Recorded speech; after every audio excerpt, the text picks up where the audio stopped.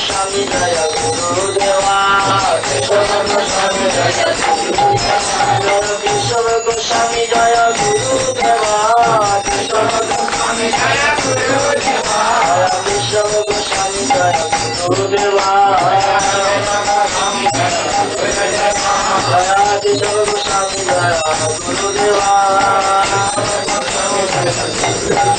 Jaya Guru Deva Jaya Guru Deva Jaya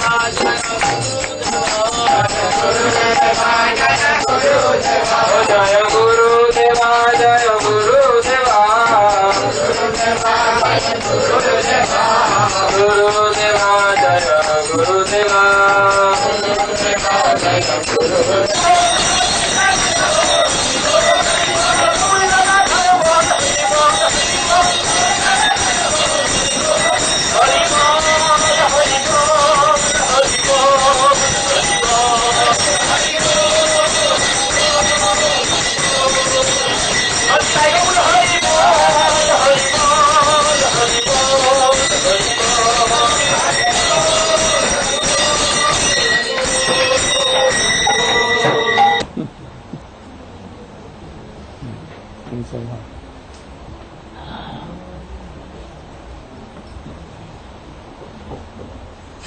I was thinking that,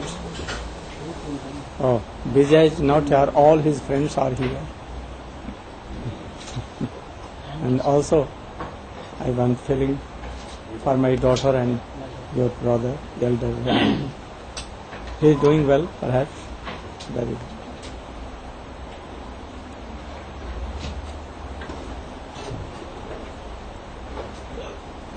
Now we should begin our classes.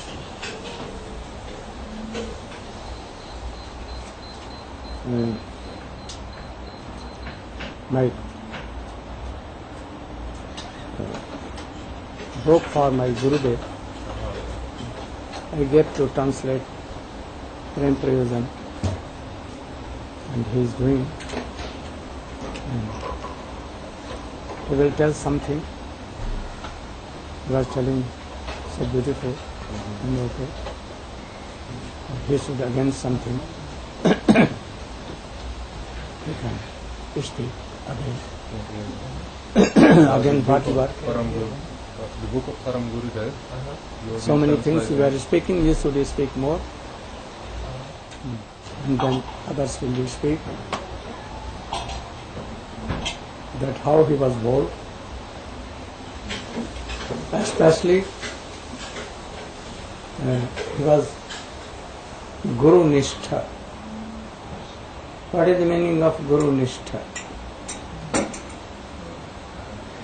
Taking his life in his hands to do anything for his Gurudev, because his Gurudev was so bona fide. So his life and soul he wanted to offer for his Gurudev. So this should be like this. Nowadays, bogus persons, fallen persons, knowing nothing, they are quarreling for Ritvik, to be Ritvik.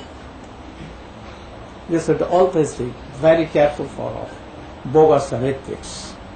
Ritviks has no portfolio in Krishna consciousness. All who are rejected, characterless persons, and they cannot help anyone. They want to be Ritvik, or they want to be Guru again, but in disguise, in the name of Ritvik. So you should be careful. My book is given here. You should try to give some here. If they need it without any payment. price, you should try to display. You should keep with some with Rishikesh Maharaj, he's brought one box, 60 copies. He bought this morning, so he has one box. Yes, Where yes. everyone In is- Malaysia and here also. Yes, both. They are deadly against this rhythmic system, bogus system. In our line, Guru Parampara, there is no rhythmic system anywhere.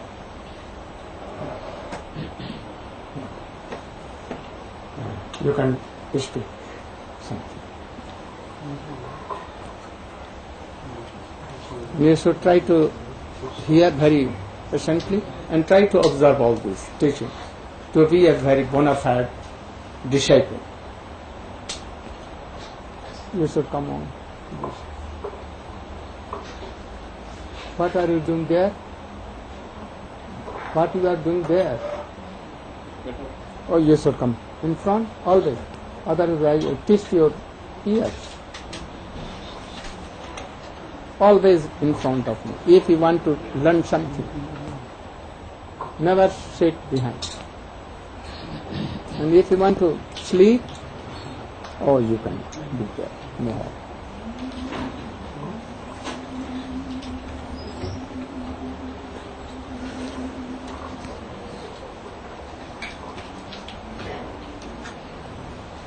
Guruvai Gaurachanda Radhikari Chudale Krishna Krishna Bhaktaya Advaktaya Namo Namaha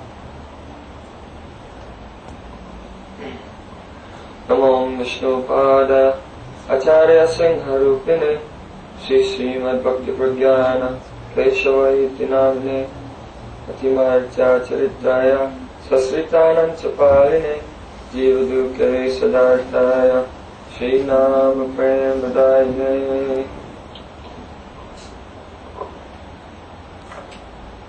First of all, I offer my Dhanavad Pushpanjali thousands of times at the lotus feet of my Guru Pada Padma Om Vishnu Pada Stotra Sattva Rupanu Gajadya Varda Sri Srimad Bhaktivedanta Narayana Goswami Maharaj.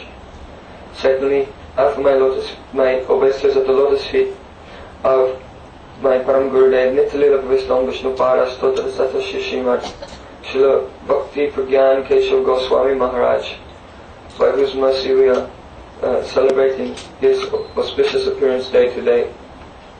I offer my pranam at the lotus feet of my Guru Varga, and I offer respect to all the humble Vaishnavas. So Srila Gurudev has ordered me to continue to try to glorify the wonderful character, personality and life of Srila Bhakti Pragyan Keshav Goswami Maharaj. Srila Bhakti Pragyan Keshav Maharaj, his character and personality had all sides. When it was required, he was very, very strong and very, very harder than a thunderbolt. And with those who were very surrendered to him, those who took shelter to him, those who were showing interest in the path of bhakti, he was so kind, he was so soft and so merciful. At once he was a great philosopher, knowing all Veda Vedanta Upanishads and very expert in presenting all different types of arguments. And at the same time as being a great philosopher, he was also very rasik. So I'll try to illustrate some of these aspects of the personality of Srila Bhakti Pragyan Keshav Maharaj through some of his pastimes. Once there was some Srila Bhakti Siddhanta Saraswati Thakur Prabhupada. He had some land, and there were tenants on that land. They were Muslims, and they were refusing to pay their rent. So Srila Prabhupada, he considered selling the land, but Vinod Brahmachari, he begged him, please don't sell the land, let me try to get the rent. So then Srila Vinod Brahmachari at that time, he went there with some very strong men, and they found the leader, the ringleader, who was leading and inspiring the others to not pay their rent. And they took him and they tied him to a jackfruit tree and had him beaten publicly. And then after that, the whole community were inspired to pay their rent. So when it was required in the service of Guru, he could be very, very strong and very hard. Also the example is, the time is there when after the disappearance of Srila Bhaktisiddhanta Saraswati Thakur, Jagat Guru Srila Prabhupada, then some of his foremost disciples, apparently very elevated and leading disciples, such as Sundarananda Vidyavinod and Ananta Vasudev and others, they gave up the philosophy, they gave up the line of Srila Prabhupada and accepted another philosophy. And having turned against their spiritual master, others were also going and joining them.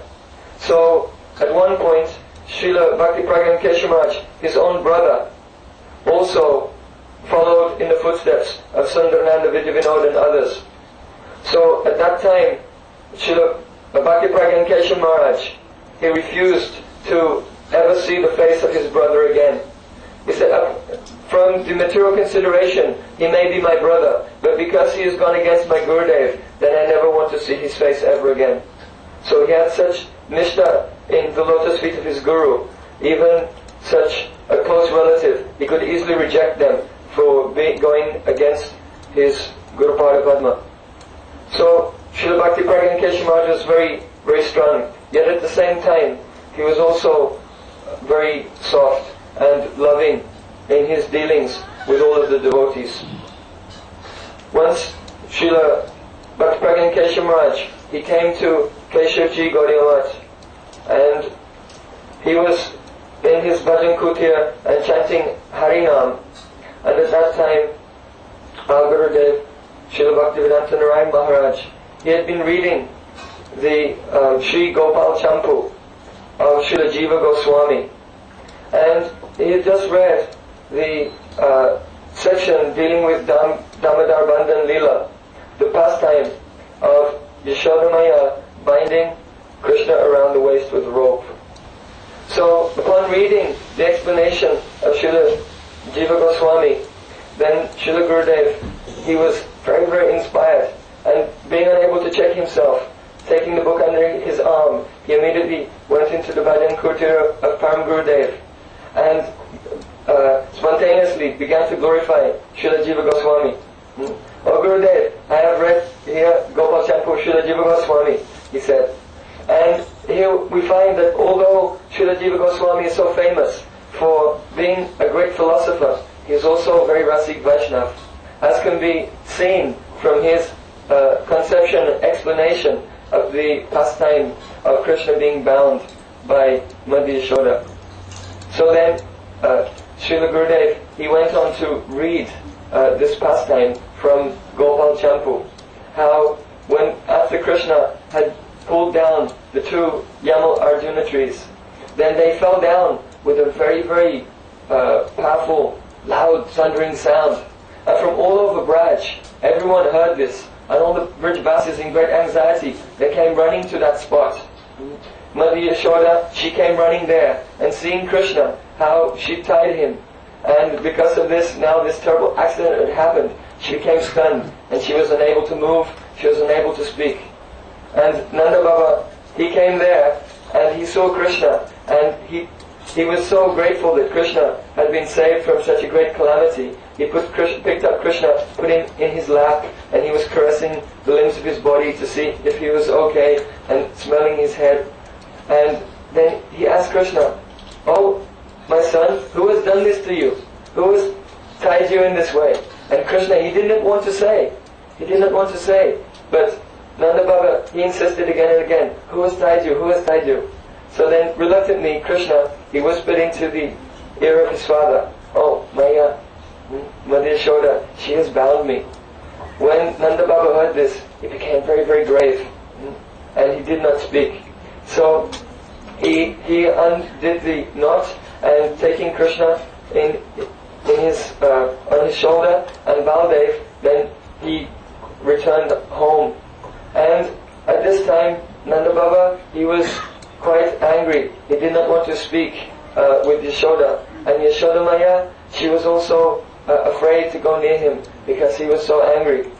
And Krishna also he would not go to be with his mother, but rather he spent the whole day with Nanda Baba. Nanda Baba took him to his council, he took him to the cowshed, and there Nanda Baba was milking the cows, directly milking the udder, so that the milk was squirting directly into Krishna's mouth and Baldev's mouth, and feeding them mishri, and in this way satisfying them so much.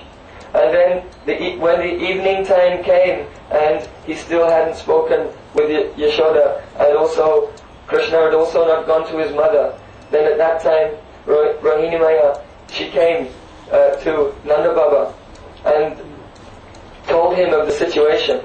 She had described how, now Mother Yashoda is sitting in the inner chamber of the house, in the ladies' chamber, and she's sitting still, she's not talking, she hasn't eaten anything, she hasn't taken anything to drink the whole day, she's just sitting, and her heart is broken. And all of the elderly gopis in the house, they're all sitting around her, and they're all feeling so sad. They're all crying, and they haven't eaten, they haven't drunk anything the whole day. So then Nanda Baba said, yes, this is the fruit of anger. And one should learn the lesson that this is the fruit of anger. Why was she so cruel to bind Krishna? Then Rohini, she became very upset. She said, you should not use the word cruel in relationship to Yashoda, because she is inside and outside, she is always so soft. She is always so soft. And then the wife of Upananda, she came there and she said to Krishna, you should come and see your mother. And Krishna said, I will not go to my mother. And then she began to laugh, saying, oh yes, you will not go to your mother? Then how will you breastfeed? How will you get milk? Krishna said, no need. Baba will feed me milk directly from the udder of the cow and give me mishri also. I said, and who will you play with? Oh, I will play with Baba and with Dalbaya, with Baldev, like this. So then Rohini, she was crying so much, and Nanda Baba, he said, why won't you go to Rohini? And then Krishna, he said, I will not go to her, because when my mother bound me and I was calling, oh please help me, then at that time she was also there and she did not come. So then Rohini, she sent Baldev, you should go and you bring Krishna to come to his mother. So then Baldev, he came there and he tried to get Krishna, to grab hold of Krishna and bring Krishna to his mother, but he would not go. And ordinarily Baldev is so strong and he can defeat Krishna. But this time Krishna just with a jolt he threw Baldev and he fell flat on the ground. And Baldev was astonished. So then here in Gopal Temple, Jiva Goswami describes how Nanda Baba, he's saying to Krishna, oh, should I beat your mother? You won't go to your mother? Should I beat her for what she's done? But then Krishna is really, his heart is expressed here, because he doesn't want this. And then he, with both hands, he takes hold of the hands of Nanda Baba and said, no, you should not do. And then Nanda Baba, he began to feel in his heart that he knew that Yashoda, her love for Krishna was so pure. And because of separation from Krishna, now she must be feeling so much pain. So then Nanda Baba, he said, if you do not go, then she may, and only sickness with his hand like this, that she may leave, her life may leave her body like this. And then when Krishna heard this, then automatically of his own accord, he reached out towards Rohini Maya, and in the direction of his mother, he wanted to go there of his own accord, independently, like this. So then he began to move towards the direction of his mother, and Rohini Maya, she picked him up and carried him and placed him in the lap of Mother Yashoda. And then when Mother Yashoda was reunited with Krishna, then she began crying and wailing very loudly like a kurari bird. So in the inner court of the house, Mother Yashoda was crying and Krishna was crying and all the elderly gopis, they're also crying. And in the outer portion of the house, Nanda Baba, he was there, and he was also crying. And all of Vrindavan became completely submerged in Vatsalya Bhav. Like this. So when Srila Gurudev, he was reading this to Param Gurudev, and Param Gurudev, he wasn't able to check himself, and he burst out crying uncontrollably, and all the Astasattvic bhavs were manifest in his body. And at that time, Srila Gurudev has commented that he has only once or twice in his whole life seen such ecstatic symptoms manifest in someone, such deep bhav, as he saw at that time when his Gurudev was remembering this wonderful pastime. So, Param Gurudev, he was also a very, at the same time as being a great philosopher, he was also very rasik. We see that once, at the end of Kartik, when the Kartik Vrat had been completed, Parakram had been completed, many of Param Gurudev's godbrothers, very senior disciples of Srila Jagaguru, Srila Bhaktisiddhanta Saraswati Thakur, they assembled in Keshavji Gaudiya Math. Srila Bhakti Shridadev Maharaj, Bhakti Dait Madhav Goswami, Maharaj, Puri Maharaj, Bhakti Pramod, Srila Bhakti Pramod Puri Maharaj, Rishikesh Maharaj, and Jajawar Maharaj,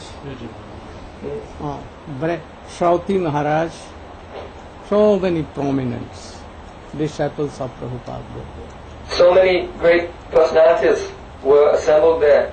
And therefore, because so many great personalities had come together in one place, a very historic Istagosti ensued. So when this Istagosti began, then Shripad Rishikesh Maharaj, he stood up and very I was there serving all.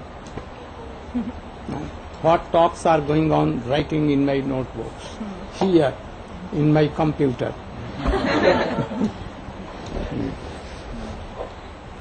Shripad Rishikesh Maharaj, he stood up and very politely put a question to the assembled Vaishnavas.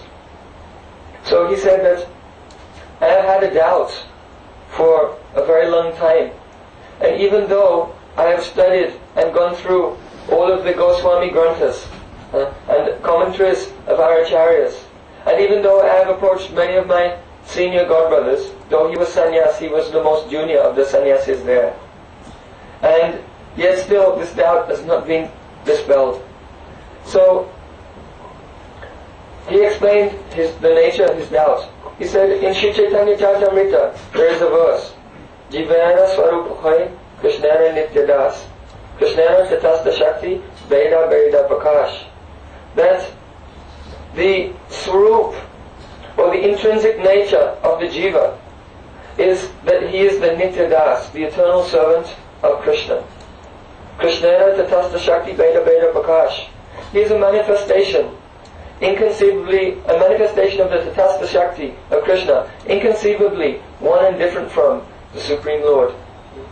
So, Rishikesh Maharaj, he began to explain the nature of his doubt. That is that in this verse, it is stated that it is the Swarup of the Jiva, that he is Krishna's servant. And therefore he said that because it's the Swarup, or the intrinsic nature of the Jiva, to be the servant of Krishna, therefore, all aspects of his eternal service, his name, his form, his appearance, they should be there in the Jiva. But on the other hand, it is stated, Krishnara Tatasta Shakti Veda Veda Prakash. He is a manifestation of the Tatasta Shakti of Krishna. So although in a general sense, he may be the servant of the Supreme Personality of Godhead, because he's the Tatasta Shakti, it may also be said that his Swarup, or the specific features of his Swarup, are also Tatasta. And therefore, according to his association, he will attain a particular state of perfection in one of the primary rasas, Shantadasha, Sakya, Vatsalya, or Madhurya. So, what is actually the fact? Is it that all the features of the Jiva are there in a latent position in the Jiva himself? Or is it that because his Tatasta Shakti, is the marginal potency, that the nature of his Swarup is also Tatastha. What is it? So very politely, he offered this question to the Vaishnavas.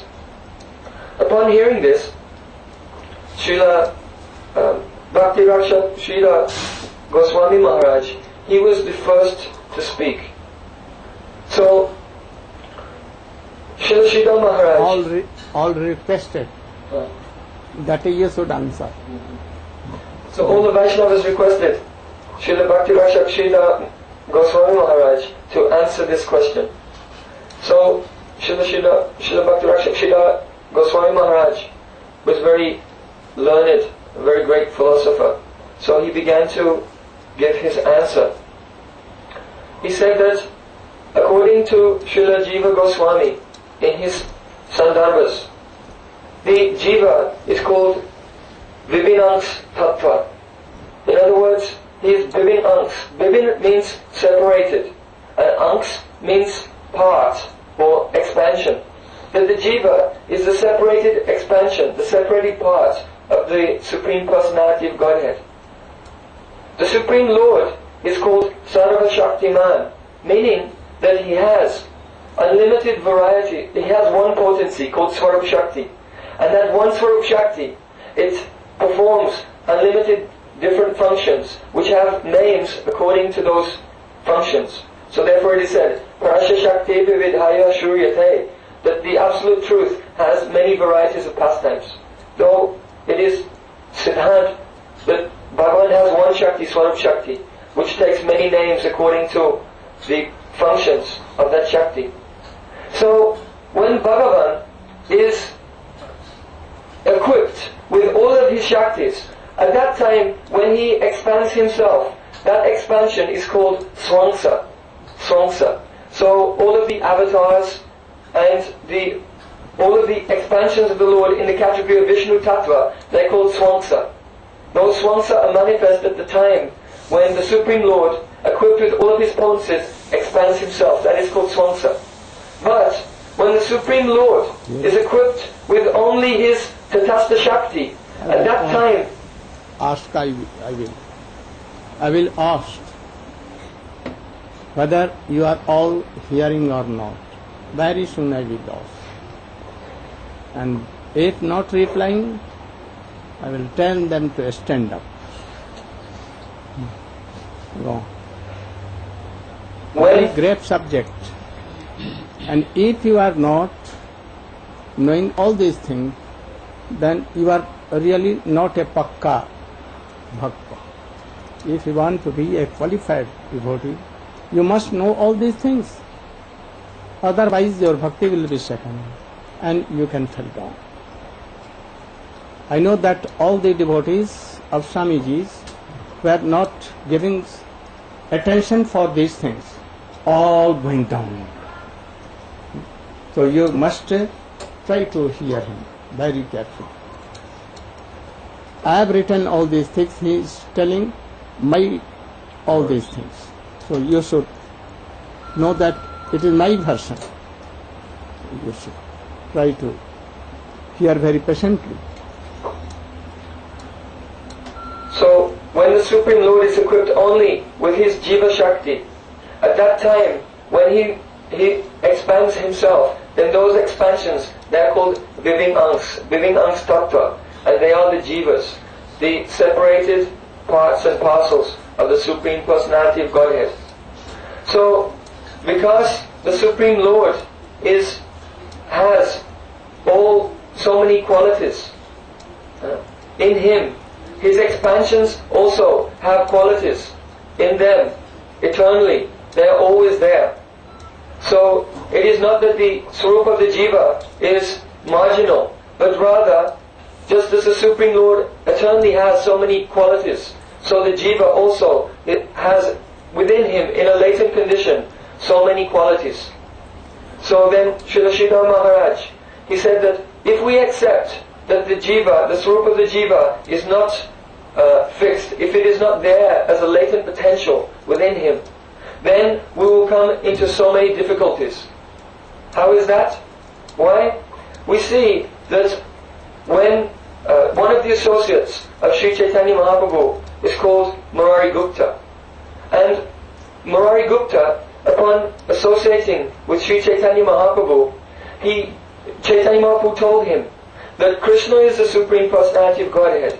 And Ramachandra, who was the Ishtadev of Murari Gupta, he is the manifestation of Krishna. But Krishna's tu Bhagavan Swayam.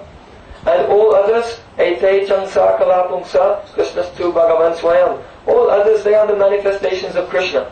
So the worship of Krishna is the highest thing. And Krishna, he is Akila Rasamrita Sindhu. He is the ocean of all ras. He is superior to all other avatars and incarnations.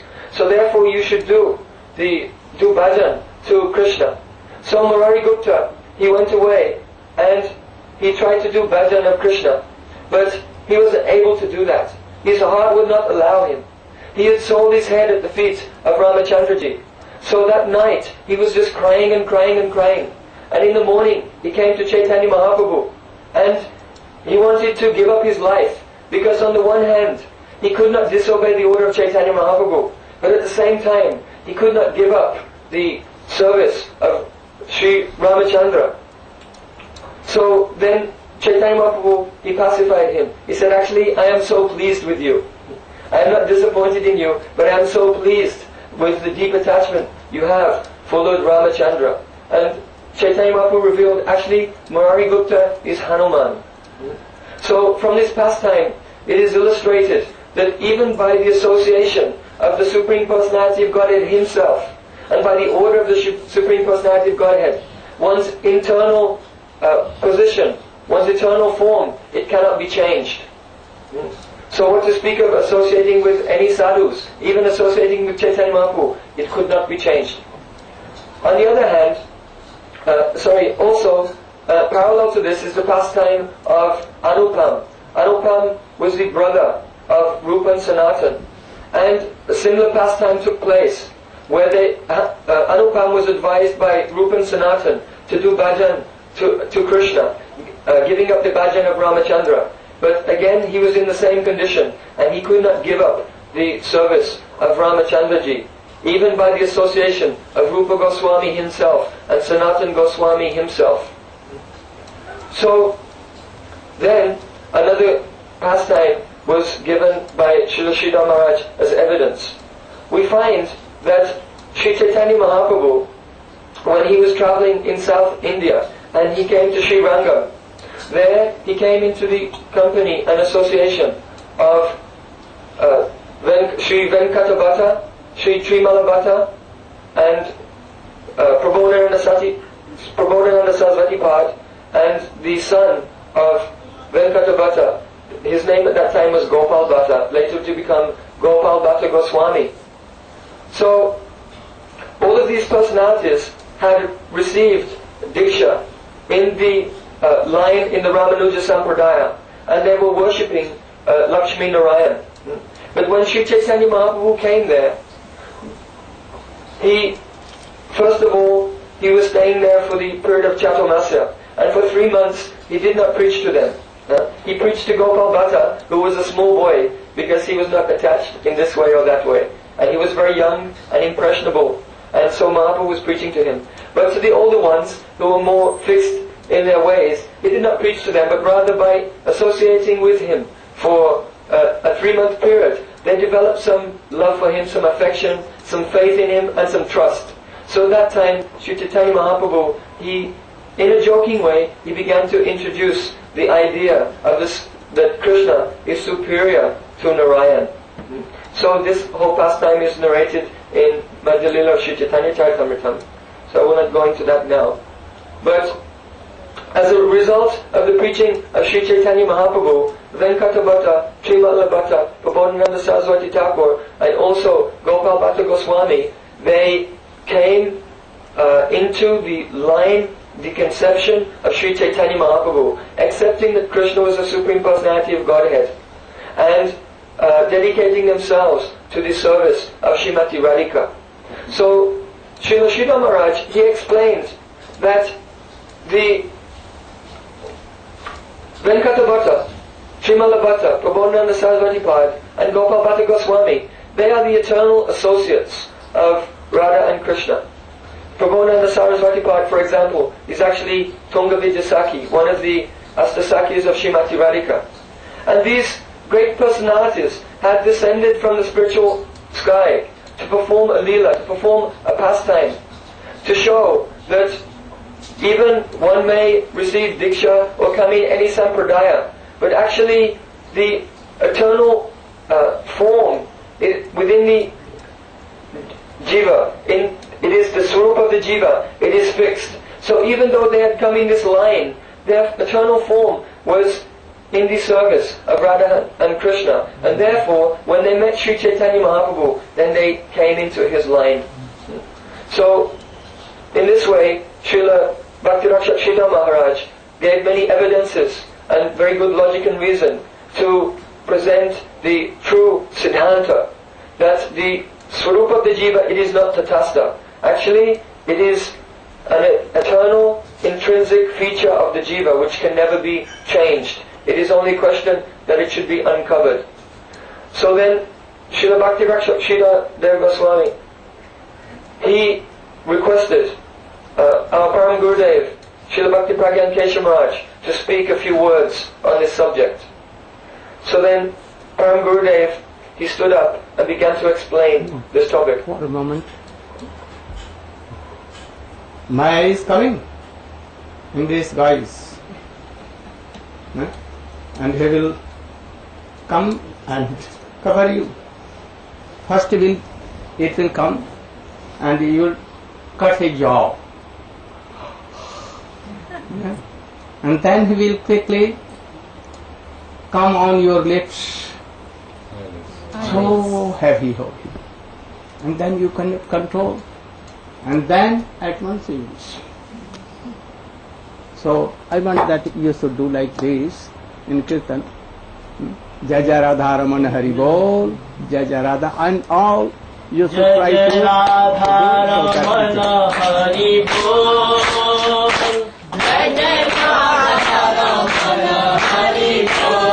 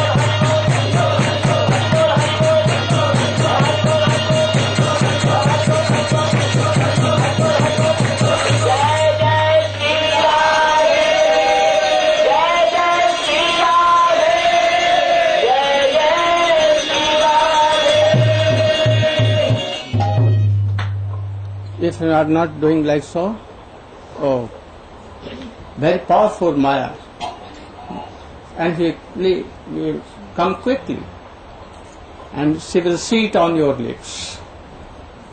I know that some devotees, they don't do Hari Bol, Hari, they do Hari Bol, Hari Bol, Hari Bol, like this. Then Maya will come at once on his ear. So not like this. Oh, very enthusiastic. Hari Bol, Hari Bol, Hari Bol, Hari Bol, Hari Bol, Hari Bol, Hari Bol. And not doing? Oh, there is something here, nerves. And if you will do like this, it will come in your brain, in your heart. And quickly Maya will go. There are some nerves in your face. If you dance, oh, every malice will go away. They will affect your brain and they will purify by doing this and also doing this and dancing. So Chaitanya Mahaprabhu discovered this way. Very easily you can conquer Maya. Otherwise, if any devotee is telling, especially Guru Vaishnava, then we should try to take it by our ears. Standing like, sitting like this, very still. Otherwise, Maya don't want to free any living entity that they should go out of my kingdom, because all will be empty, and then she will be very worried. Nothing to do. So you should be always careful from this. You should listen always. So then, Srila Bhakti-Rakshak Srila Goswami Maharaj. You can come nearer. Oh, make a place. Prabhu, you should come forward. You should come. Yes.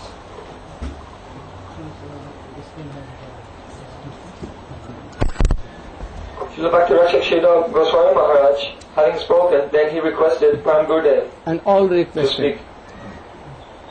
So then, Param Gurudev stood up and very politely thanked Srila Bhakti-Rakshak Srila Maharaj for his wonderful explanation, and said that as far as I have read in all of the Gaudiya Vaishnava literatures, whatever I have seen confirms and supports the explanation given by Srila Sridhar Maharaj.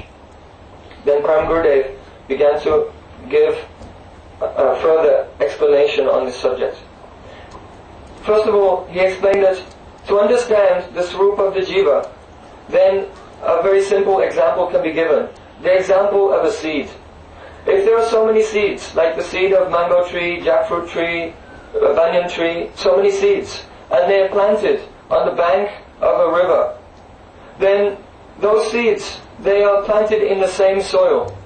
They receive the same rainfall, the same sunlight, the same gardener taking care of them. And even though they have all of the same treatment and same facility, yet those individual seeds, the mango seed will grow into a mango tree and bear mango fruit. The jackfruit seed will grow into a jackfruit tree and bear jackfruit. The banyan seed will grow into a banyan tree, because the potential was already there in the latent position within the seed. So all jivas have the same nature, they have a similar nature. This is an example to show how all jivas, they have their own particular form, particular natures in a latent position within them. And by hearing Harikatha from pure Vaishnavas, then the form which is already there will come out. Then Param Gurudev, he gave another example. He explained that at the time of a particular stellar constellation called the Swati Nakshatra, then when rain falls, then that rain, it produces different items when it comes in contact with various receptacles. For example, when the rain of the Swati Nakshatra comes in contact with the oyster shell, then at that time a pearl will be produced. When the rain at the time of Swati Nakshatra comes in contact with the horns of a cow, then Garochan is produced. When the rain of the Swati Nakshatra, it comes in contact with an elephant, then the Gajamukta is produced, the elephant pearl. When it comes in contact with a snake, then the Sarpamani, the jewel which comes from a snake, is produced. And when it comes in contact with bamboo, with the bamboo tree, then the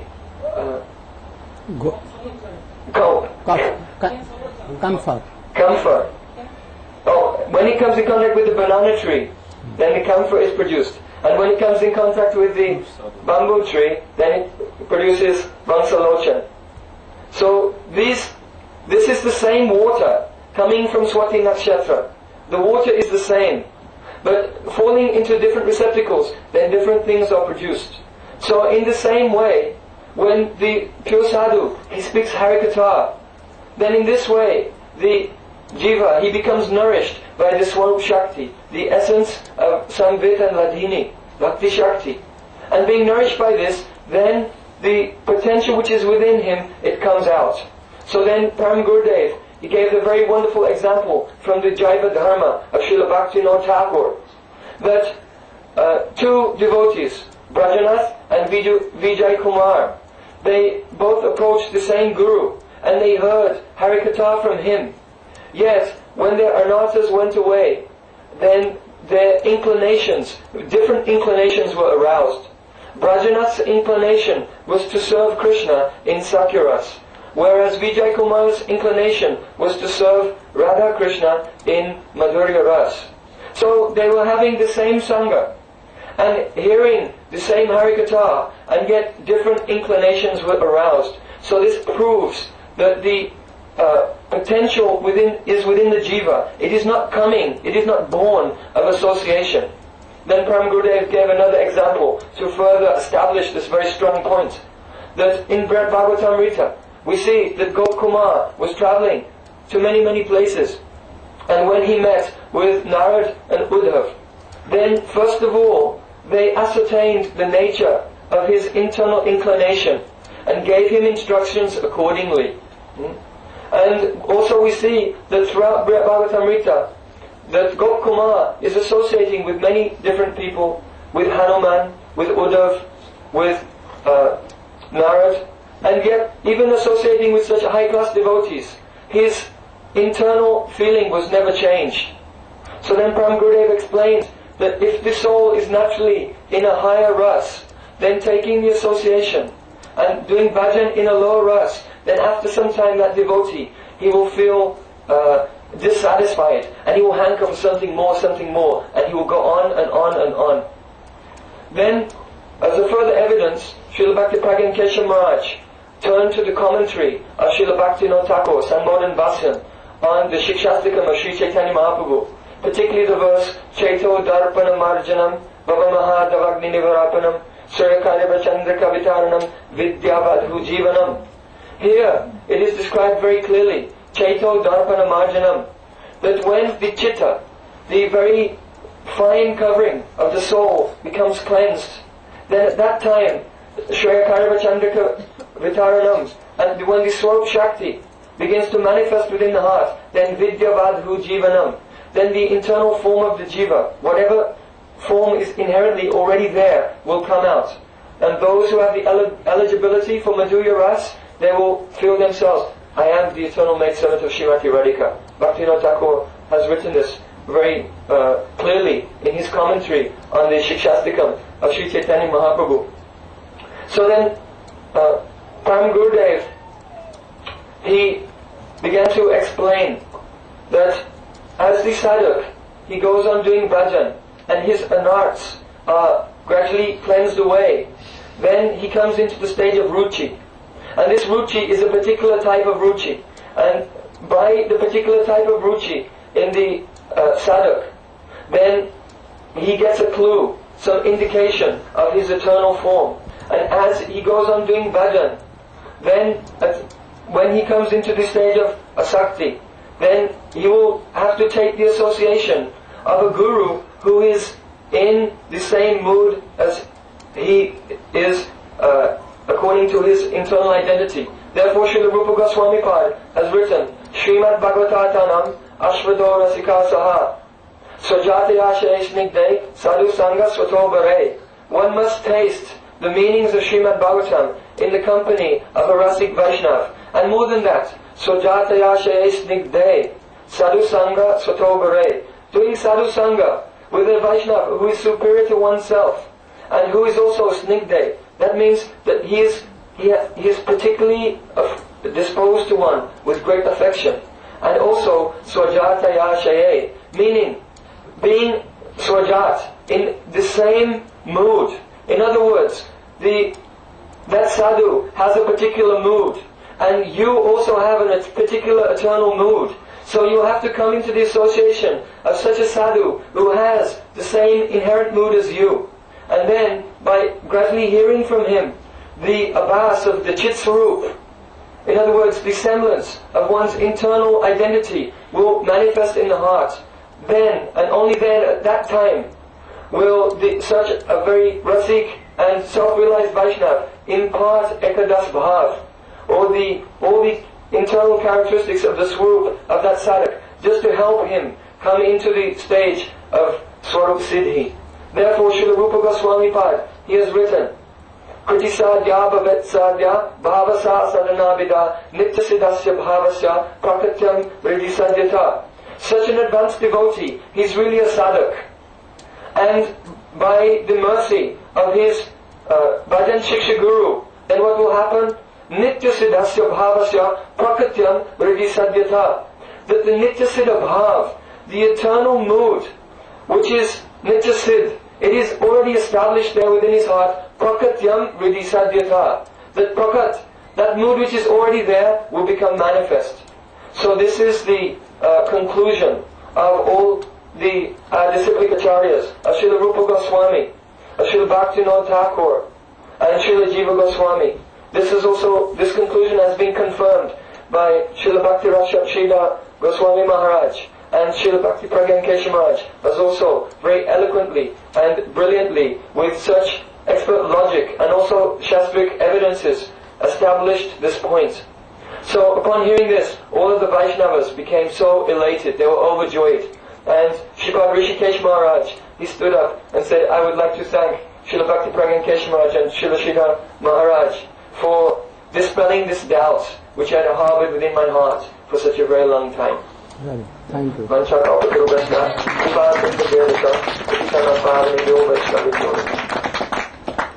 Pundarik, Sriman Pundarik Brahmachari will speak something.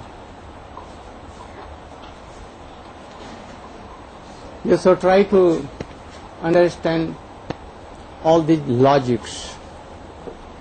And if you are not understanding, again you should ask me or anyone who knows. Don't be lazy in these things. Oh, I cannot understand. I will not understand. Never you should.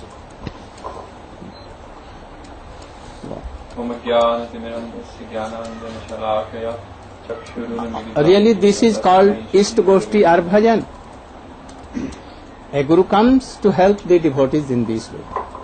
And if Gurudev is not helping devotees in this way, he is not good.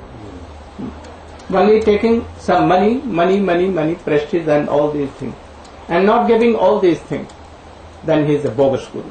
He should be rejected. And by following that Guru, you cannot have Braja Prem or Krishna Prem, which is the life, which is the goal of the life. So you should try to realize all these things. This lecture, Maharaj, is this lecture in the is book. Here? The lecture Yes. is there This about Swarup of the Jiva is I've written all these things in this book. in this book, and so many things are in this book. You can have this book, and it will help you in your sadhana bhajan. You should all try to collect. Prabhupada अंतरंग श्री स्वरूप रूपानुग श्री केशव भक्ति प्रज्ञान मायावाद गौड़ीय वेदांत वेता मायावाद तमहंत गौरवाणी प्रचार चार धाम वंशाकल्पतरुभ्यश्च कृपा सिंधुभ्य एव च पतितानां पावनेभ्यो वैष्णवेभ्यो नमो नमः। I offer my heartfelt and pranams at the lotus feet of Srila Guru Maharaj and beg for his causeless mercy so that I can explain something which I've heard from him. And I also pay my respectful obeisances to all the Vaishnavas who are present here, and I'll try to say something which I've understood. Srila Bhakti Pragyan Keshav Goswami Maharaj has given many wonderful instructions for us to follow. And the very first instruction which he has given is that only and only by intimately serving our Gurudev we can achieve pure bhakti. There's no other way possible. So we see, as he has given these instructions, he has also followed them in his life. Srila Bhakti Siddhanta Saraswati Thakur, he had many wonderful disciples who were very great in many aspects. They were learned, they were scholars, they were pure devotees, they know the philosophy, they could convince people to follow, and they can bring people in the lotus feet of Srila Bhakti Siddhanta Saraswati Thakur Prabhupada, and thus they were fulfilling his innermost desires. But Srila Bhakti Siddhanta Saraswati Thakur never addressed any of his disciples except the two with intimate words. Like in Bengali and Hindi, we have a different address for those who are very much close to us or very dear to us. We call them tum, tumi, like that. And those who are elder to us, we address them aap or apani, like that. So Srila Bhakti Siddhanta Saraswati Thakur, he used to address all his disciples as aap or apani, never saying tum or tumi. But to Srila Bhakti Pragyan Keshav Goswami Maharaj and to Paramananda Prabhu, he always addressed them as tumi or tum. So this shows that how dear they were and intimate to Srila Bhakti Siddhanta Saraswati Thakur. And thus they were able to imbibe all of his inner moods and his spirit also, his deep emotions, to carry out the words of Srila Bhaktivinoda Thakur, Srila Rupa Goswami and Sri Chaitanya Mahaprabhu. And they carried his message all over the world. And they carried it with so much strength and conviction that people would definitely have to bow down in front of them. Nobody could defeat them, nobody could refute their arguments. They were so strong and bold in their speech. I had the fortune to go through one of the last sections of Srila Param Gurudev's Lilamrit, which Srila Guru Maharaj has recently compiled in Hindi. That book has been published. When we go in India, we'll have that. And Sri Premprojan Prabhu and other brahmacharis, they're also trying to do the English translation of it. So in the last section, Srila Guru Maharaj has explained how Srila Bhakti Pragyan Keshav Goswami Maharaj has written very wonderful Vaishnava literatures, and they are ornamented with the Gaudiya Vedanta philosophy, all the teachings, all the doctrines, and also they're so melodious and they're full of so much sweet nectarian pastimes and so much internal emotions that if we go through them with sincerity and in the same mood as he's trying to tell us, we will definitely realize that who he is, and by his mercy we can also imbibe those moods. So when in his explanation of Sri Radha Vinod Bihari Tattavashtakam, where he is explaining how Sri Gauranga Mahaprabhu is non-different from Krishna, when he goes on, then Sri Guru Maharaj writes that once when they were hearing this explanation from Param Guruji, then he explained that once when Srila Bhakti Siddhanta Saraswati Thakur had displayed his disappearance pastime on this planet, then afterwards he happened to visit Prayag, Nilabad, and he was staying there with Sri Abhay Charanarvinda Prabhu, that is Sri Bhaktivedanta Swami Maharaj. At that time he was Sri Abhay Charan Prabhu. So he was staying with him, and they used to have very nice exchanges and also very deep discussions in philosophy. And Srila Param Guru Maharaj was very well known throughout since he joined the mutt for his sharp and intelligence and presence of mind. His logics were so appropriate and so exact that even great advocates would become stunned, and they could not resist to come and have his advice on many different topics which they could not reconcile. So when he was staying there was one friend of Sri Avecharan Prabhu who was an advocate in the High Court in Allahabad.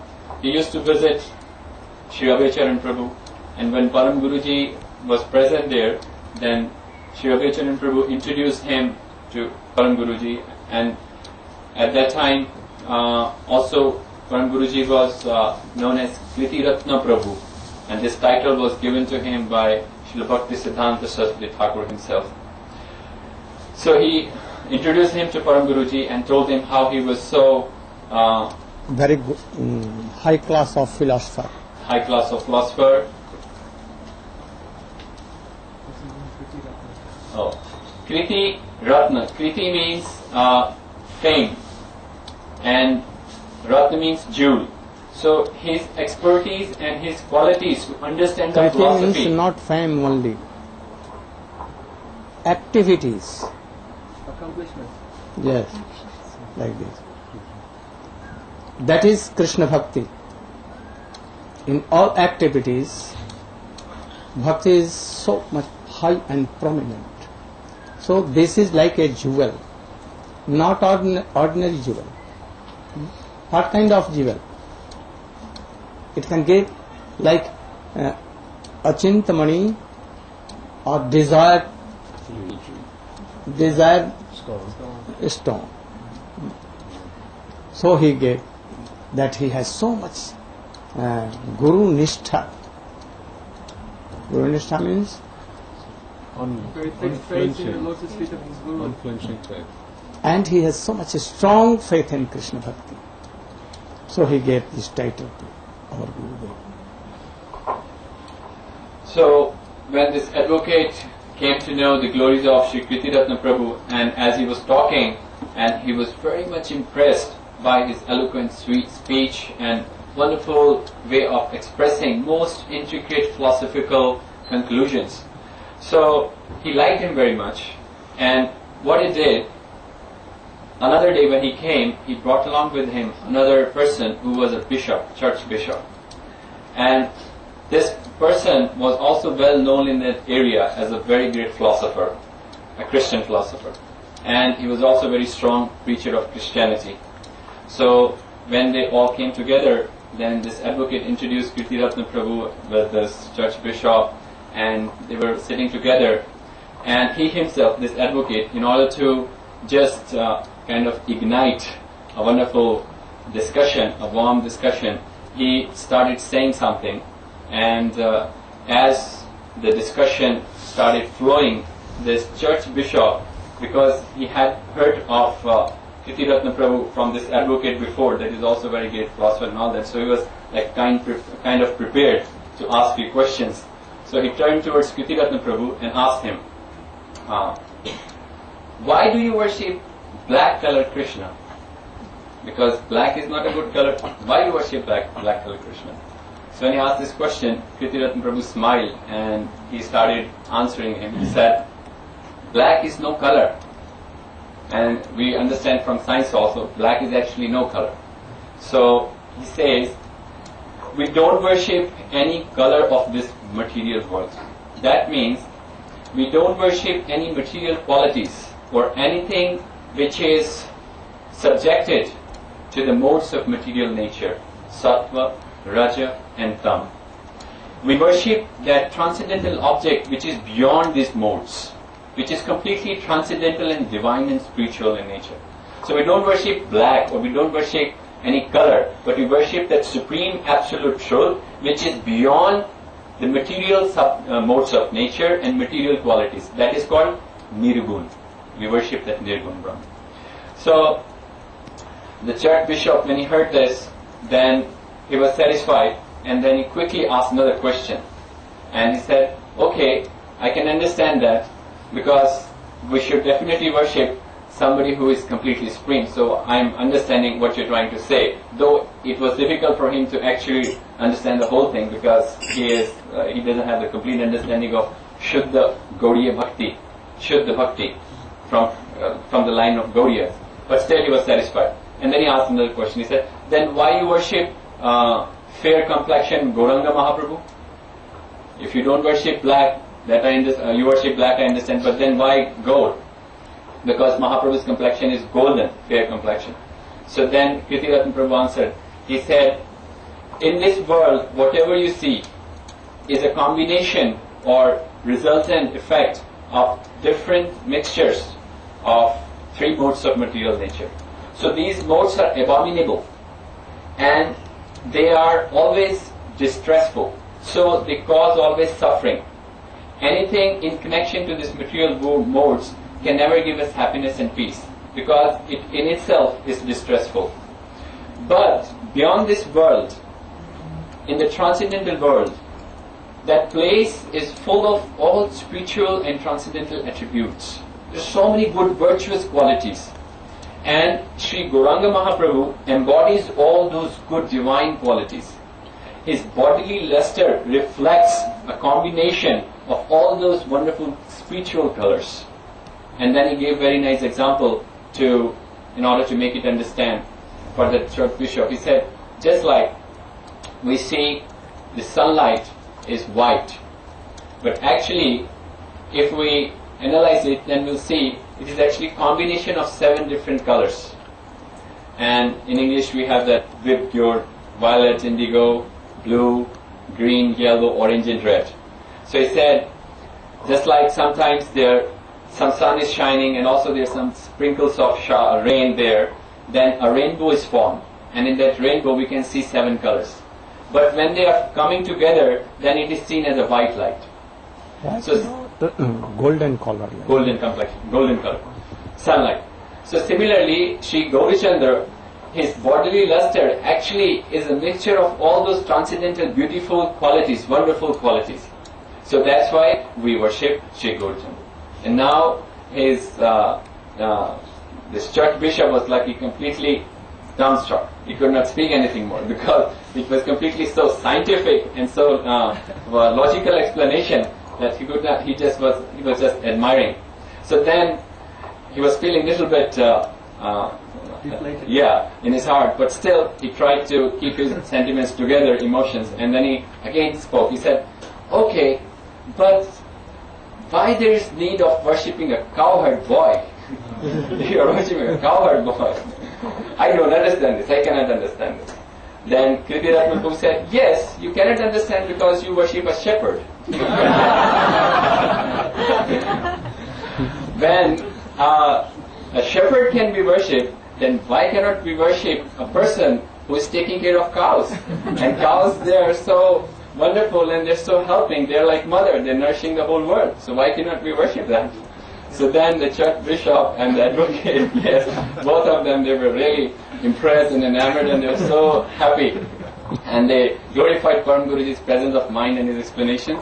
And then he... Was this all in the presence of Swami? Yes. And all this was in the presence of Sri Abhay Prabhu because it was his house and he was present there in that discussion. He embraced Guru Maharaj. Abhay Charan. Oh, you are so intelligent. And then he used to respect so much. And that is why he took sannyas from him. And he saw that Bhakti Pragyan Keshav Goswami Maharaj, my friend, my elder brother, he is very near and dear to Srila Prabhupada Bhakti Siddhanta Saraswati Goswami. He can help me. And that is why he came to Mathura and he took sannyas from him. I was witness, I was priest, I made sannyas dress, done everything and gave to Swamiji. My Guru Maharaj wanted that he should. He is very qualified person and especially he is master of English literature. He can preach everywhere this mission. And then he gave sannyas and he took. Swami Maharaj was not a very Ordinary person. ordinary person. So if he has accepted him like sannyas guru, elder brother, how he should be high class of devotee. You can imagine. Very good. Go on. So we see throughout his life, in his all circumstances, he was so much active and very sharp in his movements that people would definitely get carried away by his personality, and they would just offer it themselves with their hearts to him and just take him in their heart and give him a place there. So similarly, in the same section of the book, Srila Guru Maharaj has explained how Param Guruji was so strongly and with completely irrefutable arguments, he has defeated and cutted the Mayavad forest, the forest of impersonalism.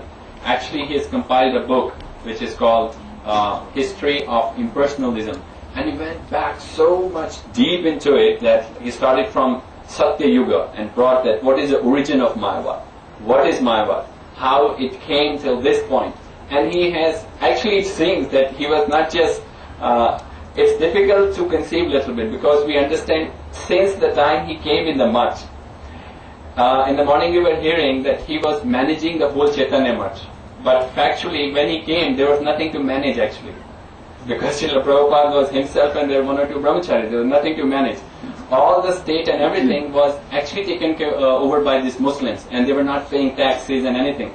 So Param Guruji, when he saw Srila Bhaktisiddhanta Saraswati Thakur's concern for this thing, that is actually land of Mahaprabhu, is Bhaktivinoda Thakur's land and is not being used in their service. So noticing the mood of his Guru and taking his permission, he began, and one by one he actually got hold of all the land, and then it all began to flourish, and many new devotees started coming. And later on, if we have time, we'll also hear how Pujya Bhakti Saranga Goswami Maharaj came to Mutt by Srila Param Guru Maharaj's association. It was so much because his cooking was so delicious. Not just his Siddhanta or his Bhakti, his every activity, his architecture, how to install deities, how to make temples, was so accurate, and it would always have deep philosophical input, that how everything is a reflection of the spiritual world in this world, transcendental world. So he actually did everything, and since that day he was always engaged in managing everything, taking care of devotees and everything. So we wonder, when does he had the time to read these scriptures, these bhakti granthas, so that he's able to give so much nice explanation of that. And at that time, when we heard that how he was sitting under the jackfruit tree and his feet were on the table and he was in the chair and he was flipping like this, and all the sannyasis were coming, they were paying obeisances, going in the temple room, and Srila Sridhar Maharaj, Pujya Sridhar Maharaj was very much astonished to see. At that time, Srila Prabhupada called him later on, because he was amazed why he is not reciprocating. This white colored person who is wearing white dress, he should reciprocate, and he's not reciprocating. So it feels that he's very proud of his own position or something like that. Very teeny aged. Yeah. Not so aged. Yes. So when they came and reported this matter to Srila Bhaktisiddhanta Saraswati Thakur, then he called Vinod Bihari Brahmachari, and he said, "What were you doing?" And he said, "I was sitting on the chair." And he said, "What were you doing?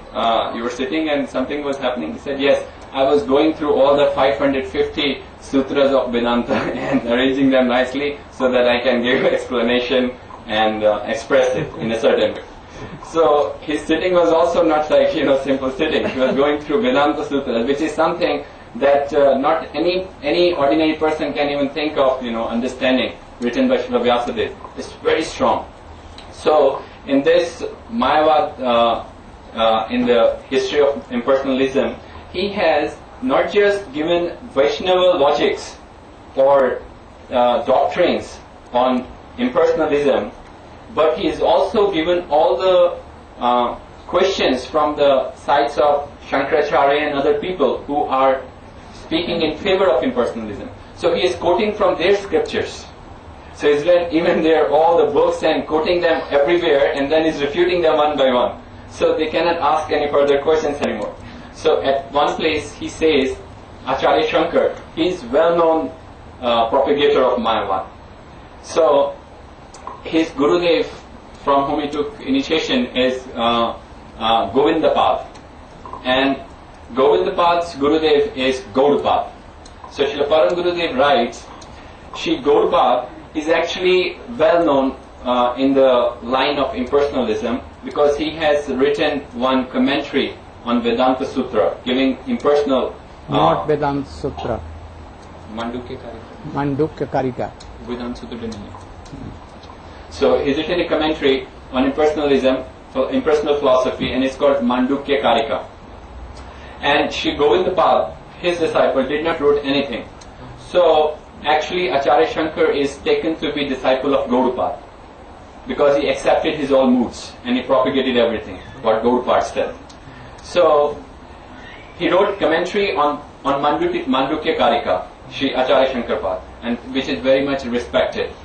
So when Gaurupad has left this world, or he has achieved his mukti, what they were propagating in the line, and after Govindapad has also left this world, then one day it is mentioned, this is in the life history of Acharya Shankar, Srila Param Gurudev is quoting, it's mentioned in his life history. One day he was sitting in his trance, and as he was sitting in his trance, his grand Gurudev, grand spiritual master, appeared to him, Gaurupad, and he said, "Oh Shankar, I am very pleased, and your Gurudev, that is my disciple Govindapad, has informed me that you have written very beautiful commentary on my work, Mandukya Karika, and he's appreciating it so much.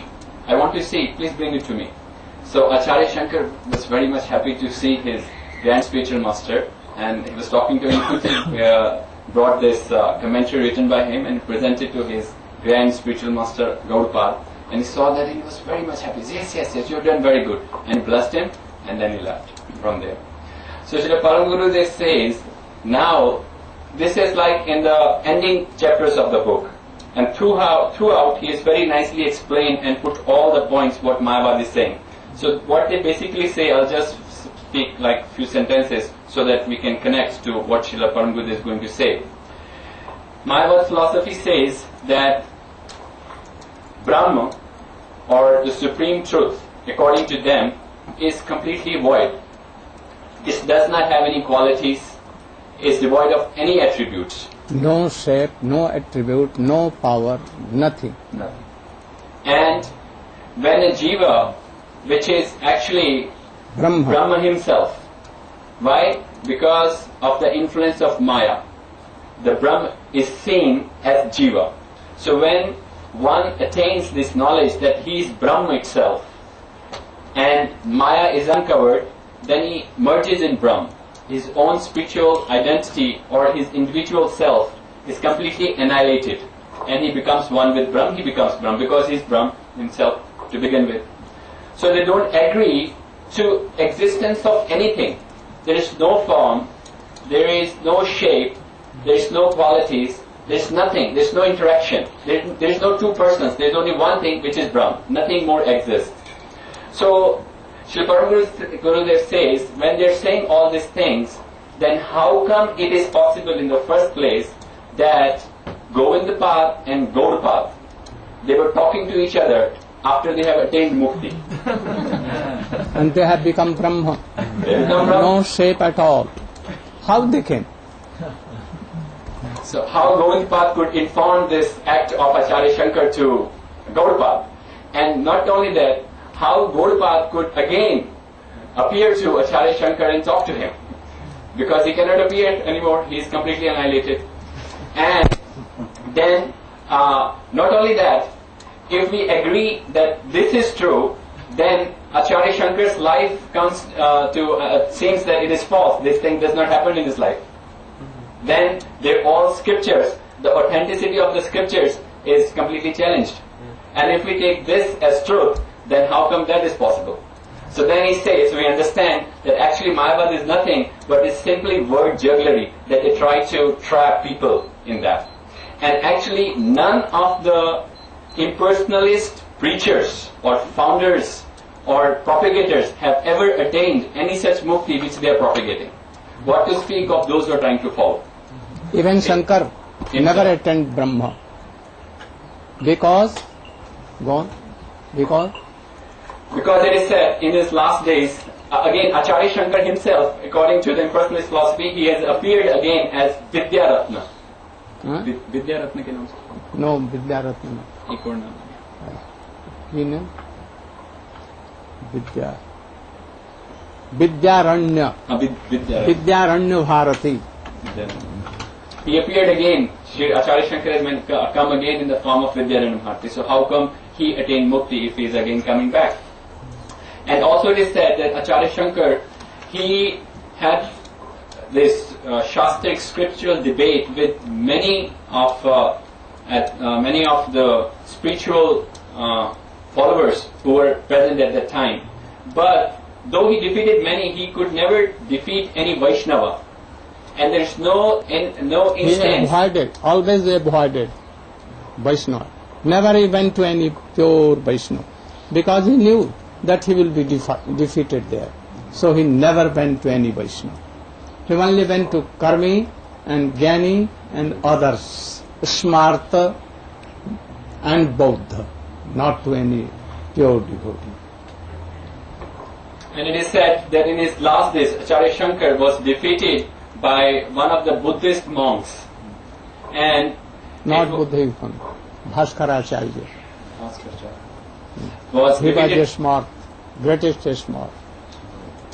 Bhaskaracharya, and they had a condition before they had this debate that one who will lose, he will give up his life by jumping into the boiling oil. Oh, Buddhist in Tibet, Lama.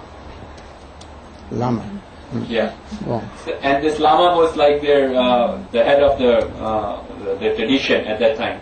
So, and that's what happened. Acharya Shankar lost his debate and he gave up his life by jumping into the boiling vessel. That's how Sri Paramguru says that one of the very valuable jewels of impersonalism heroes was disappeared from this place, and we feel the lacking.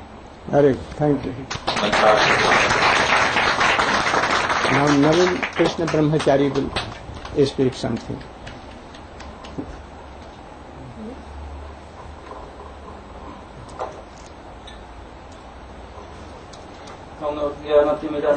Oh, sometimes I went to Pujyapad Siddhar Maharaj after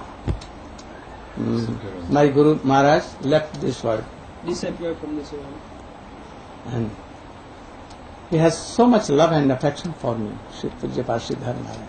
Because I used to question so many logical things that he always has so much love and affection for me. And he used to tell me answer very sweetly.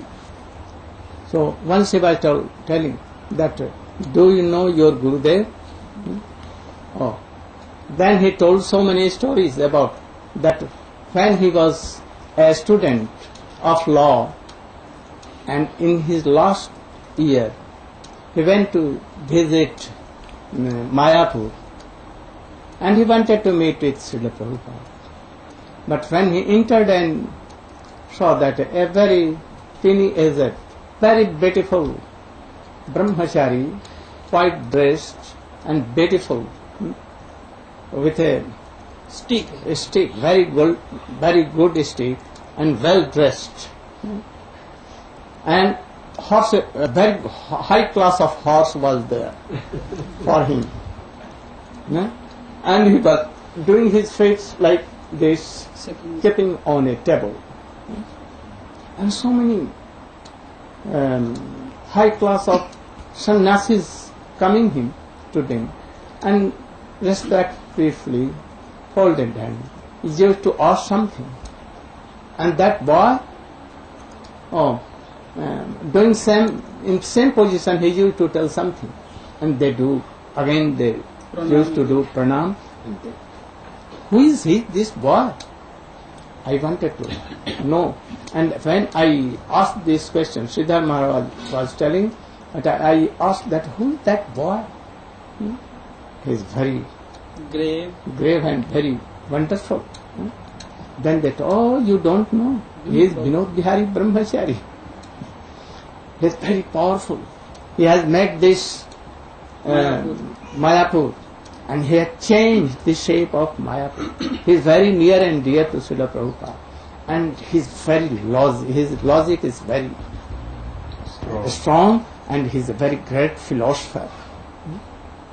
And after that, Sridhar Maharaj went to see Srila Prabhupada, and he was so much charmed with Srila Prabhupada. And then he decided that I should give up my worldly life and everything, and I should join this movement.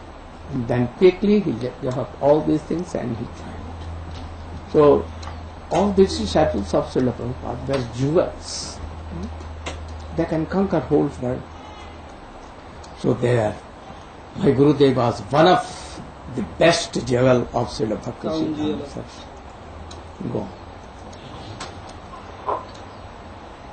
ज्ञानतिमिरान्धस्य ज्ञानाञ्जनशलाकया चक्षुरुन्मिलितं येन तस्मै श्रीगुरवे नमः। वाञ्छाकल्पतरुभ्यश्च कृपासिन्धुभ्यैव च पतितानां पावनेभ्यो वैष्णवेभ्यो नमो नमः। हरे कृष्ण कृष्ण कृष्ण हरे हरे, हरे Ram Ram Ram Hare Hare. First of all, I pay my humble obeisances simultaneously my initiated Gurudev and instructed Gurudev, Srila Bhaktivedanta Vamananda Sai Maharaj and Srila Bhaktivedanta Narayana Sai Maharaj. After that, who assembled here to hear Harikatha, the life, history and Siddhanta of my Param Gurudev, I pay my humble obeisances to them according to their eligibility. So Gurudev ordered me to discuss something about his life history and his instructions. Today this assembly is going on his philosophical side. So I want everything, his philosophical side and also his life, transcendental life. So at first I want to discuss something about his philosophy. In one hand he was a great philosopher, and other hand he was a jacose Vaishnava. Sripad Prem Prabhu gave one example about his he was a jacose Vaishnava and another he was a great philosopher. So I want to add another point with Prem Prabhu. Then Prem Prabhu give an example that one guru and their two disciples Vijay Kumar and Brajanath, their mood was different, being disciple of same guru. We can go through another example. There is a great Gurudev, name was Narad Rishi. He has one disciple, his name is Dhruva Maharaj. What is his position? He was Sakam Bhakta. Another disciple was disciple of Narad Rishi was Prahlad Maharaj. There is 12 rasas, 5 are prominent and 7 are secondary. He was not even disciple of any 5 prominent rasas. In another example, Vyasdev also was disciple of Narad Rishi. By his grace, he bhakti jagena manusi sammak pranihiti amale apatsat purusam purnang mayancha jadapaswayam. By the grace of Guru Padma Narad Rishi, Vyasdev saw everything in his trance. The pastimes of Krishna, the meeting with Krishna with his sakhas and his parents, and especially with gopis, which he explained everything in condensed form in Bhagavatam, because in Bhagavat he composed in some slokas.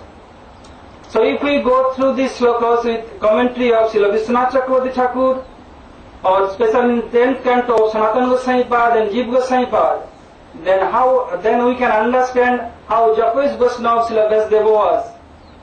So being 3 disciples, one Guru there were 3 disciples, there are 3 modes. So Jiva Sarup is always fixed, but it never be changed. So we can understand by these 3 examples. And the time of Prabhupada, nowadays also we sometimes quarrel with each other. Why? For our sense gratification. But the time of Prabhupada, they also quarreled each other sometime. Very rare. Why? I shall serve Prabhupada more, I shall serve Prabhupada more. So So Prabhupada, there are two very intimate disciples. That is Prem Kalaha. It is called Prem Kalaha. One was Paramananda Prabhu, another was Srila Vinod Bihari Brahmachari. They are both bosom friends. They are both bosom friends. Somehow or other, they became disturb each other due to service of Prabhupada. I shall serve more, I shall serve more. Then once Prabhupada calls everyone and ordered Vinod Bihari Brahmachari, Vinod, stand up and glorify Paramananda. Then Param Gurudev, doing invocation slow, Mukam karati bachalam pangam langhate girim jat kripatamahang bande Paramananda madhavam. In this sloka, Mukam karati bachalam. Mukam means who is not great Siddhantavi. If he serves Gurudev in Vishrama mood, then he will be talkative person, means he can learn all Siddhanta by grace of Guru Padma. So Mukam karati bachalam, Pongum langhate girim. Pongu means lame person. Lame person never can cross a mountain. Here mountain means the Siddhanta of Bhakti. So if you serve Guru Padma, if you surrender yourself, the lotus feet of bona fide Guru Padma, and you serve him in Vishrama mood, then all Siddhanta will manifest in your heart by grace of Guru Padma. All mantra will manifest in your heart, they will reveal yourself by grace of Guru Padma. Spangum long green, Jat Kripa Tamahang Bande, by whose mercy I pray him. Who is that? Paramananda Madhavam. That means Madhav who is Paramananda. So Prabhupada disciple name also. The servant of Madhav. He is also Paramananda. Yes. So I am praying this Madhav, Paramananda Madhav. So disciple of Prabhupada, that means Paramuda's bosom friend was Paramananda. So he is Paramananda. Means this devotee of Madhav is Paramananda. That means disciple of Prabhupada. So I am praying him also, I am glorifying him. Then Paramgurudev put another sloka. Aho bhaggam, nanda gopada jaupasam, janmitra paramanandam purna brahma sanatanam. Aho bhaggam, nanda gopada jaupasam. Oh, how fortunate of the who lives in Nanda Braj. That means who is the residents of Braj. Nandagaon. In Nandagaon. Not only the Brajavasis, they are also the grass, creepers and cows, all are Brajokasam. Then who resides in Braj. How fortunate are they? Why? Janamitram Paramanandam Purna Brahma Sanatanam. Janamitram, whose friend is who? Purna Brahma Sanatanam. Purna Brahma means who is Sen Bhagavan. What is his quality? Paramanandam. So, Param Gurudev is so intelligent. In one word, he is glorifying two. One is Paramananda Krishna, another his devotee, the disciple of Prabhupada, Paramananda Prabhu. Then Param Gurudev quoted one condensed form of Vedanta Sutra, Anandamayo Bhasat. For explaining this sloka, he quoted this Aho-bhaggam. So, who is Paramananda? In one hand, he is Supreme Personality Godhead, and another hand, he is devotee of Paramananda, disciple of Prabhupada, Paramananda Prabhu. I am glorifying both of them. So, Prabhupada became so pleased, and he is hearing his explanation of Anandamaya Bhasa. Srila Prabhupada Bhakti Siddhanta Saraswati Thakur donate his all Vedanta Sutra to Bhakti Vinod Bihari Brahmachari. All Vedanta Grantha. All Vedanta Grantha, full of philosophy, all Vedanta Grantha like Sri Bhashya, Raman, Madhva Bhashya, Sri Madhva, Shankar Shankar Bhashya, all books he donated. Like our Param Gurudev, Srila Bhakti Pragyan Keshav Goswami Maharaj. I told that I see that only you had so much interest in Vedanta Sutra. And I see that all disciples, my disciples, they have no interest. So I want to donate my whole, these philosophical books to you. And he gave it. And then he gave a name, Upadhi, Upadhi means? Title. Eh? Title. Title. Oh, Kriti Ratna. Very high class of this name. So then he told that he is a very bona fide devotee, and quickly he will preach in whole world. So we were seeing all these things. So once we went to Mayapur with Gurudev to Param Pujya Charan Srila Bhakti Vichara Jajavar Goswami Maharaj. At that time, Srila Jajavar Goswami Maharaj was explaining to Gurudev, your Gurudev was so intelligent during court case. He never think that what he has to reply. He has to reply. Suppose that he is ready as before, that he knows that they want to ask this question. So, Pujya Jajavar Maharaj explained to Gurudev that Gurudev means yes. he was explained.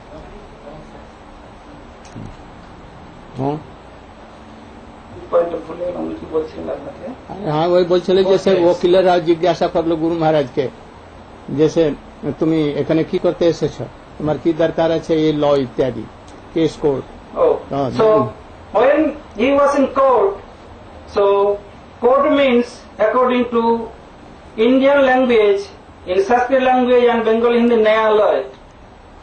So they asked Param Gurudev, why you came here in court in Nyayalaya? Then Param Gurudev replied, only bad persons comes for quarreling, making cases, and never a saint person comes in court. Then he replied, only bad person is to come in court who always quarrel each other. Never any saintly person came in this courtyard. Why you came here? Then Param Gurudev became so grave and replied, it is Nyayalaya. So only saintly person know what is Nyay. Nyay means appropriate. huh? Nyay. What's Nyay. name? Justice. Justice. Where is justice? Justice. So This is a place of justice, not for bad person. this is a place of justice, not for bad person, so I came here. Then opposite lawyer asked him, the saintly person always live in jungle, always live in forest. Why you came here? Why you are living in town? This is not good for you. Parvati told, yes, we are living in jungle. He became astonished. Well, you are living in jungle? Well, yes. Then how you are living in jungle? Then Parvati quoted one slok from Padma Purana. Ahara nidra bhayamaithunancha samannam etat kasubhi naranam dharma hitesa madhika visesa dharmena hina pasubhi samana. That means eating, sleeping, bearding, mating, this common to all as well as human beings. But speciality of human beings, they can do bhajan, they can associate with Vaishnavas. Who are not doing bhajan, who are not associating with Vaishnavas, they are two-footed and tailless animal. So, two-legged animal. So all of you are not doing bhajan. So all of you are animal. So I am living with you. So animal lives in forest. So I live with you. So I am living in forest. So Prabhupada logic was infallible. None can cut it logic. So Pujya Jajavar Maharaj was telling to Gurudev that how great personality was your Gurudev. So now I am coming how Jakos he was. Japos mane? Jakos means Rasik Vaishnava. Jakos Japos Vaishnava. mane? Rashik? Jakos, J-A-C-O-S. You can tell Rashik only, not Jokes. What is Jokes? That was never heard. No. New, this is new. It is Latin language, no? No, I can show in English dictionary. I have it with me. Oh, in Latin language. You are right. Not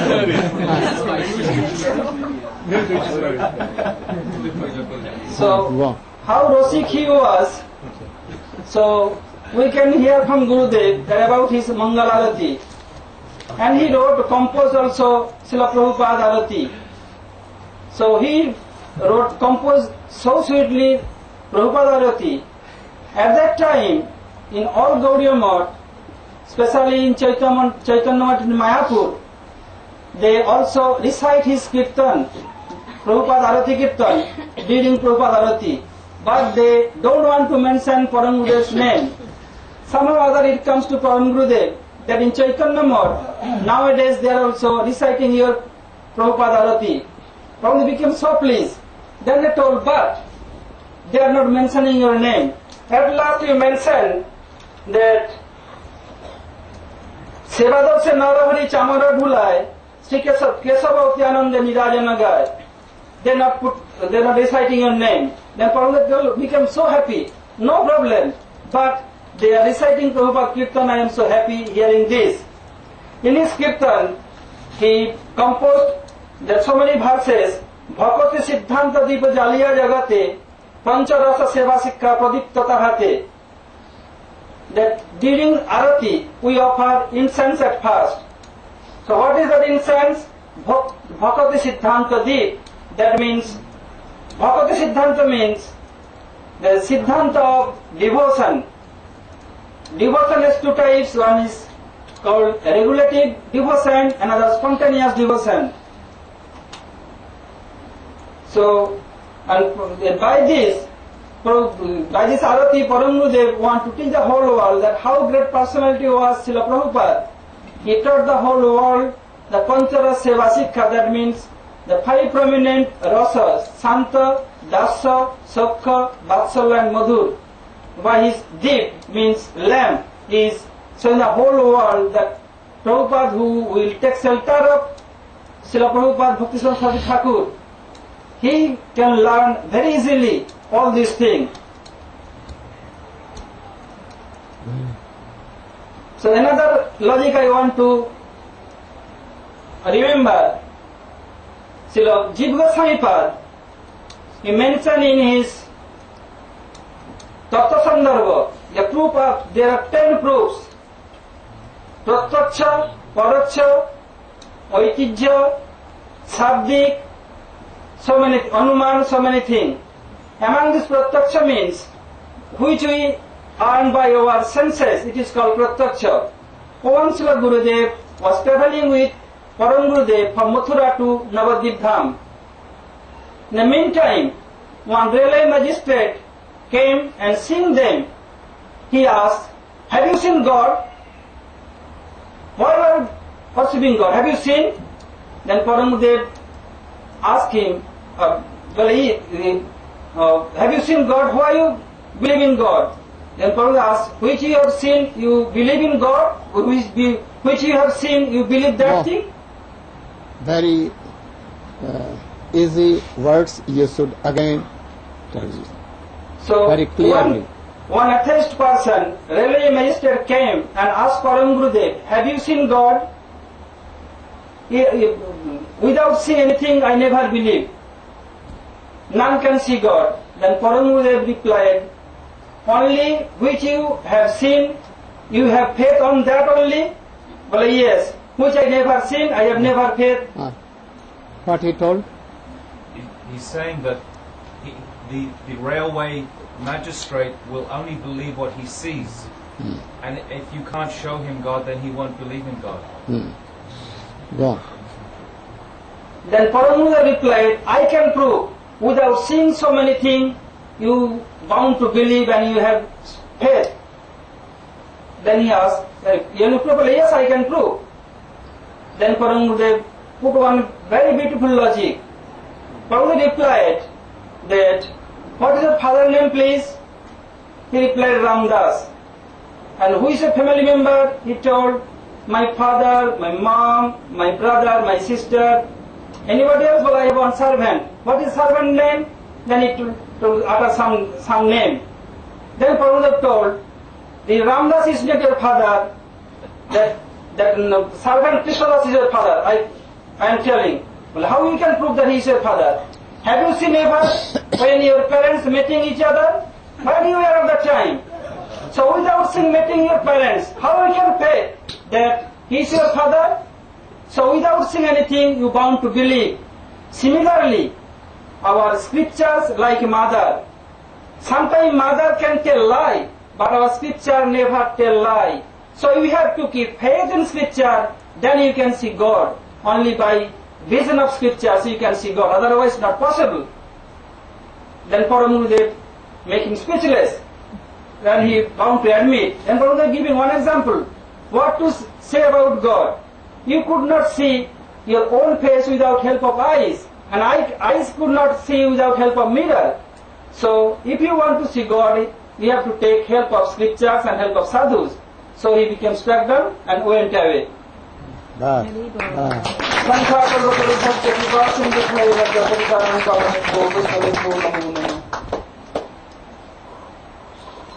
Now time is over, and they have told so many things. I want that you should digest all these things. And other things are very philosophical, very high class of philosophy. So you cannot digest. So let first digest all these things. But I will tell that the bhajan, the backbone of bhajan, what is that? Guru Nishtha. What is Guru Nishtha? A strong faith in Guru. But you will have to see that if you have a strong faith that this tamarind tree is mango tree, then no fruit. Faith should be in a real Guru or qualified Guru.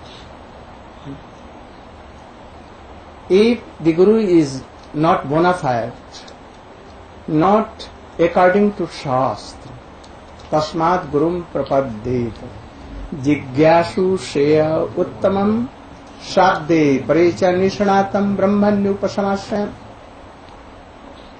If he don't know all the things, what is in his scripture,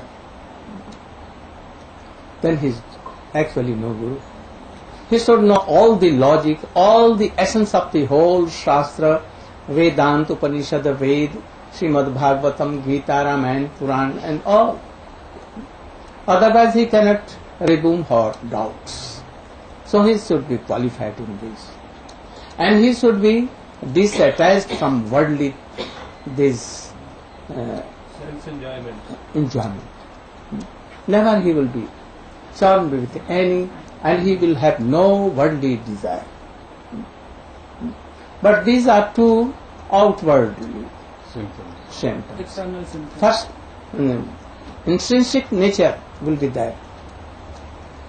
He will be realized of Krishna. He will be very qualified in bhakti, always chanting, remembering. He will be expert how Radha and Krishna Chugal can meet. Nikunja yuno ratikeli siddhai yajalir bhi yukti apekshan tatrati dakshadati vallabhasya bande guru. So all the qualities which is in Gurvashta should be in Gurudev. And if not, especially that Sakshat Haritena Samasta Shastri Ruktastatha Bhavyeta Eva Sadabhi Kintu Prabhoyo Priya Eva Tasya Bande.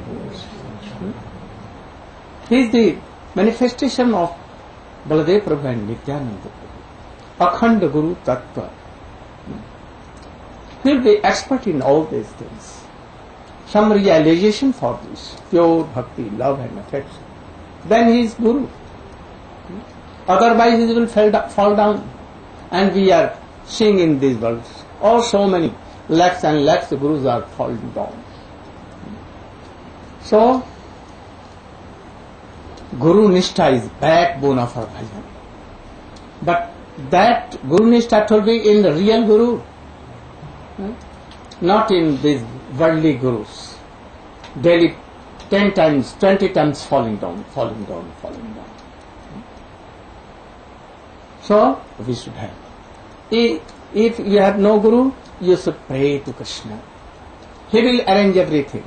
You cannot go to Gurudev. You cannot examine your Guru. your past activities and impressions, they can help you. And the pure devotees can help you.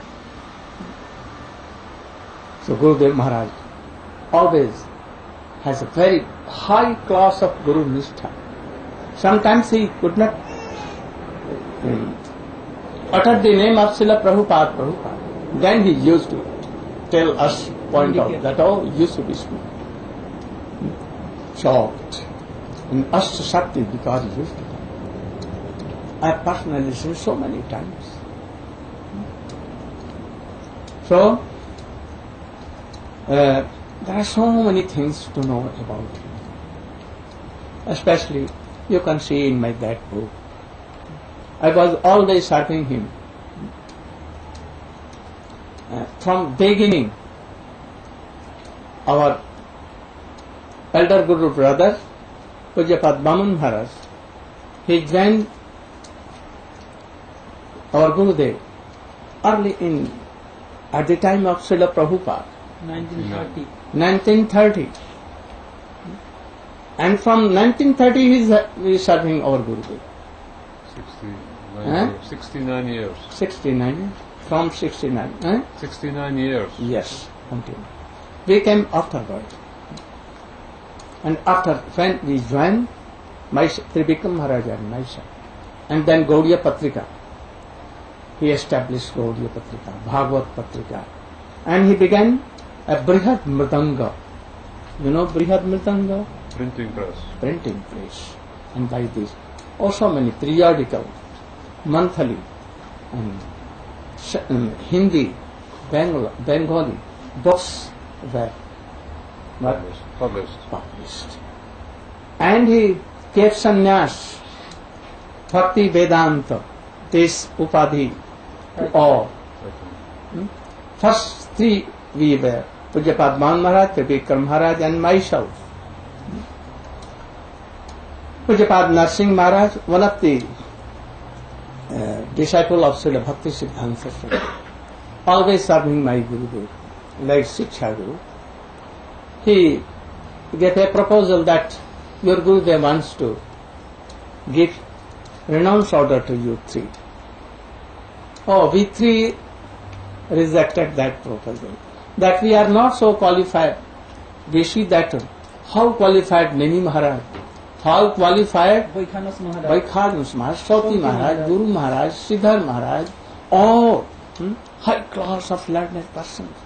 And they can speak so highly in all languages. Thousands and thousands of persons can be shown by them.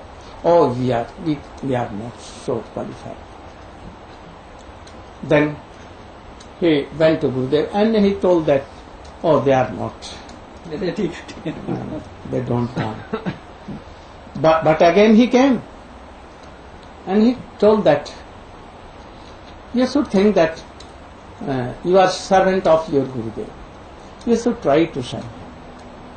And he especially told to me that your Gurudev wants that you should be given sannyas. Then I told that if he wants that I should be naked and dancing, I can act like this.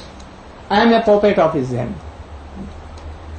If he wants that I should take renounce order, whether I am not qualified or qualified, I will accept his order. Then he quickly went to Gurudev and he told that Gaur Narayana is ready. Then he told that tomorrow I will give renounce order to him. And then he went again to both. He told that Gaur Narayana is ready and Gurudev is giving. So you should decide whether you take or not. You can consider, you can think. Then they told that, oh, if Gaur Narayana is taking, and his logic is so okay, so we know that we are not qualified, but we want to be a puppet of our Gurudev. And then quickly we three on the Gaur Purnima, the birthday of Sri Chaitanya Mahaprabhu. were given sannyas and given name Bhakti Vedanta Vaman, Bhakti Vedanta Rikam and Bhakti Vedanta Narayana. And Bhikkhus and Narsingh Maharaj used to stay with you in Mathura. 54 or 53? 54, no, 54. 54, 53. 52 perhaps. In 54 I was in Mathura. This समय होला After that Swami Maharaj was given sannyas, same Bhakti Vedanta Swami Maharaj. But before he addressed In sannyas he is junior to me. What year? Eh? What year was that? 59. 59 perhaps. Nursing মোড়ে আপনার সঙ্গে মথুরাতেই থাকতেন Narayana Maharaj used to live with me. in Mathura I always used to serve him and he has so much faith on me. So,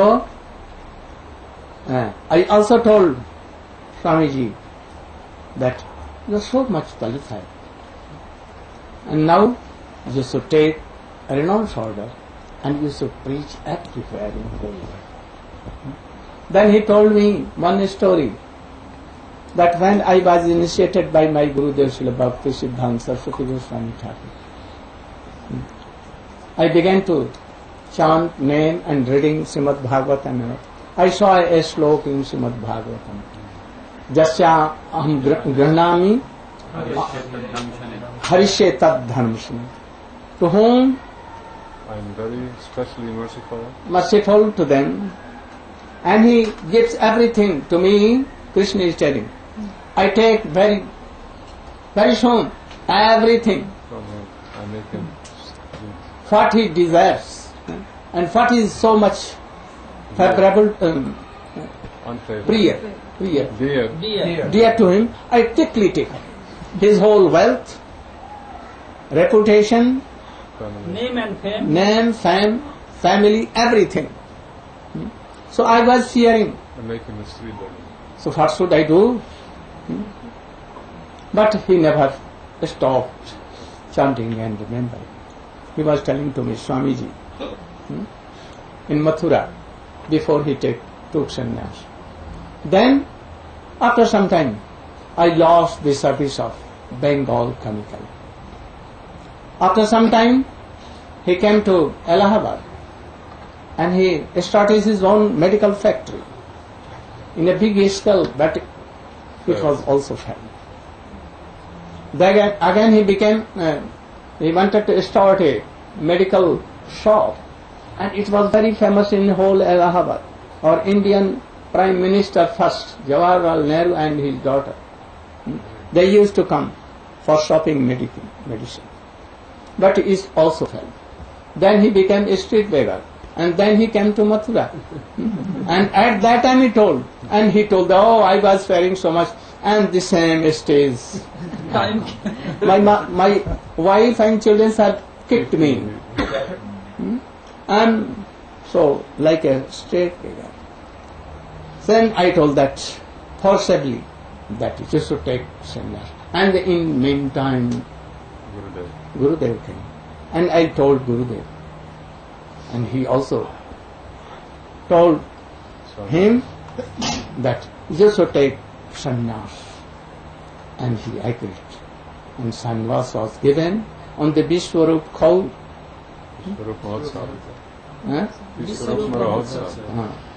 And then he began to preach. And very quickly, in so little time, he preached over whole world, as a miracle. Wrote so many books. Was very faithful to his Gurudev and my Gurudev. He has written so many things. For me, he has written that our relation is transcendental. Can never be broken. Cannot be broken. And he told that in the last, you should give me samadhi. They should not touch my body. I have brought so many disciples, like ignorant, like monkeys. But I could not trained them so much. So I am happy that you should help them after my departure. I told that you should not worry. I will try to help them. And that is why I am coming to help. and to carry order of my Shiksha Guru Srila Bhaktivedanta Swami Maharaj. Because he was very bosom friend to my Gurudev and also to me. In sannyas he was junior, but in knowledge and all bhakti he was so much superior to me. Lakhs and lakhs times, not one time. That is why I accepted him like my Shiksha Guru.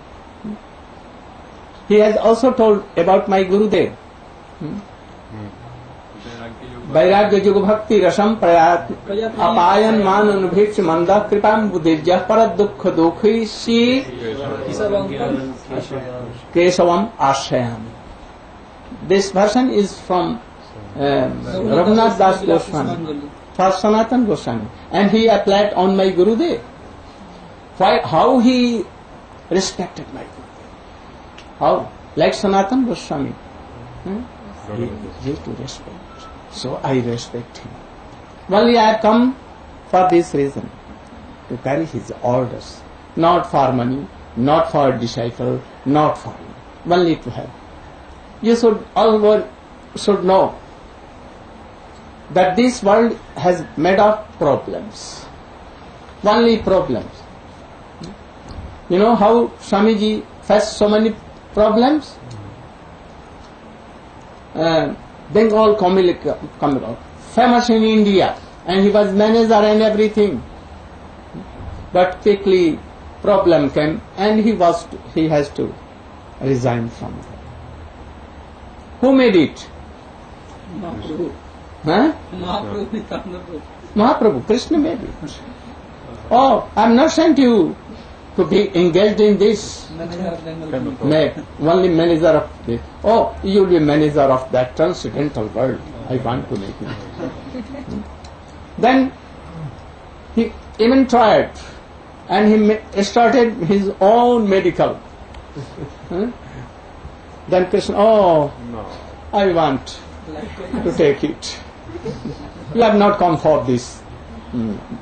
Being a medical representative. Medical factory manager or owner. And quickly he took. He thought that, oh, so big problem, how to do, no sleep, nothing. But Krishna has arranged everything from him. So you should be always, don't fear from problems. League of Devotees. Uh-huh. He made the League of Devotees. Yes, League of Devotees. And he also collapsed. What he used to do? Even he went to America, and even in 1 year it was so difficult. Nothing. Yes. But he did not give up. So he was telling all these things to me privately. It was so near and dear to me. He has so much strong faith in me. He knew that I can serve him, and that is why he mercifully engaged me in his service. So from 1946 I am serving him. But nowadays, unfortunate devotees, they don't want to recognize this. And they are cutting their legs with axe themselves. One day, I pray him that one day they should recognize this, all these facts, and they should come in line. Otherwise, they are disturbing whole ISKCON. And now ISKCON is going to be drowned in sea. They are doing all these nonsense things. I want they should come in line and they should follow Swamiji and realize all these things. They should always they should throw all these philosophy and high class of regulated, not regulated bhakti, but spontaneous love. Chaitanya Mahaprabhu has come for this. Our Gurudev came for this. Bhakti Vinod Thakur, our whole disciplic Guru Parampara came for this. Swamiji has come for this. But he has to cut jungle of Maya, Bhat, Sahajiya, Sakhi, Bheke and all these things. He has written everything in his books. Everything is in book. But now they are not realizing. They are not reading, only selling and making money. So, I want that just to try to follow the line of Sri Chaitanya Mahaprabhu, Srila Rupa Goswami. I was going to tell so many things, very beautiful things, but time is over, night is coming. So I am leaving it for next tour, and at that time you will be some more developed, and then you can realize all these things. So I am telling that this world is made of problems. Don't be from, only one problem is there. What problem? How to get bhakti? How?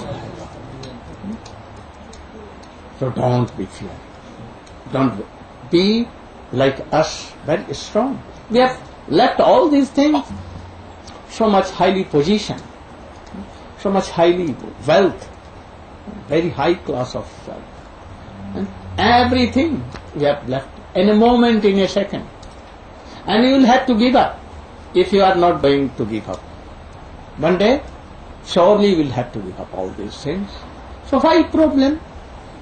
A problem comes, and keep your feet on the heads of the problems and quickly solve. This is the thing. But we should try to serve Krishna, devotees, and go on. Problems come, you should be calm and quiet and wait. And go on chanting, remembering Krishna. Quickly it will be solved. Then you will be like Sukadeva Goswami. Wealth will call. Everything will call. Oh, come on. And then you will, never. Sukadeva, father, Das was calling. Oh, putraha. Oh, my son. And he was not replying. But first was replying. Oh, who is son? Who is father? And why you are doing father, putra, son. So, we have come to help in this way. Transcendental thing we will help. And we will try to solve all these questions also. So don't be worried. Have patience. By chanting name, all kinds of problems will be solved very quickly. And not solving, keep your feet on problems. No, don't be worried. Gaur Pramanam. One thing I can tell. Radha Chinta Niveshena Jasya Kantir Vilopita. Perhaps anyone has explained. You have explained. Here is the thing that we are Rupanuga Vaishnava. What is Rupanuga Vaishnava? There is Raganuga Vaishnava. Raga means a spontaneous love towards Krishna. But Rupanuga are special. Among whole Raganuga, there is special. This special mood of Rupa Goswami. Who was Rupa Goswami? He was the Rupa Manjari of Srimati Radhika. If they are serving to Radha Krishna conjugal, but yet inclination where? In the lotus feet of Radhika. If any prem kala is going on between Radha and Krishna themselves, in playing, gambling or anything, if Krishna is defeated by Radhika, she will clap and very happy. But if Srimati Radhika is defeated by Krishna, my Sakhi. Always being in the side of Radhika, always serving whole day, night with Radhika. In pleasure of Radhika, he will use it. And in separation for, will be very feeling separation for Radhika. They cannot उनको सांत्वना नहीं दे सकती. Pacify. Lalita can pacify. Because she has equal love for Radha and Krishna. But they cannot pacify Radha. Why? Because they are also lamenting like How they can? Because they are of Radhika, always of Radhika. If Lalita is coming, they will ask this Rup Manjari that can we go to conjugal? Without permission of Rup Manjari, he will not come. Though he is so high from then Rup Manjari, but they will have to take permission from this. So this is intrinsic nature of Rup Manjaris. So our Guru Maharaj wanted to explain all these things. Radha chinta nimeshena jasakantir vilopita. Our Radhika should not lament for Krishna. Krishna should lament and feel separation mood for Radhika. Then it is better. Why Radhika will be? She should be Swadhin Bhartrika. Sri Krishna should come and he should give his bansi, float, and his feather called peacock feather in the lotus feet of Radhika, and he should apologize from Radhika. Oh Radhika, I will not offend again. I am taking vow. So Krishna should do. He should always lament for Srimati Radhika. So this is the intrinsic nature of Rupanuga Vaishnava. So my Gurudev was a pure Rupanuga Vaishnava. There are so many things to say. Today is now. And you should digest what they have told, and you should be qualified to digest all these things, and be prepared your ears and heart to hear all these things. Don't try to follow only outward. Try to go very deep, and it will come from any realized, something realized, realization in Gurudev, in Vaishnava, then all will. So I am happy that you are coming and participated in my Vyas Puja of my Gurudev. One thing, at this day we have seen from my own eyes, Guru Maharaj used to give proper respect to his all God brothers, whether he was junior or senior, to all. And he used to worship, beginning from Prabhupada, Gaurkishore Das Babaji, Bhakti Vinod Thakur, and all disciples to Krishna. Pancha, Krishna Panchakam, Vyas Panchakam, Acharya Panchak, Guru Parampara Panchak, Tarta Panchara, 7 kinds of Panchakam, 7 into 5. 35. Proper respect. For each Guru, he used to have a one kalash. Kalash means? Teacher. Teacher. And calling them in that picture, he used to worship. Om Krishnaya Namah, O Vasudevaya Namah, Pradyumna Nuradhaya, all. O Madhvacharjaya Namah, Ramanujacharjaya Namah, O Nimbaditacharya Namah. And by all these things, Sri Krishna Chaitanya, Prabhu Nityananda, Sri Advaita Gadadhar, Sivasadi, Sri Gaur Bhakta Vrinda, like Guru Tattva, Srila Prabhupada, Srila Bhakti, Gaurkishore Das Babaji Maharaj, Bhakti Vinod Thakur, Jagannath, like this, all he used to respect all. So if you are not respecting all these things, it means you cannot have. Coming through Guru Parampara Krishna.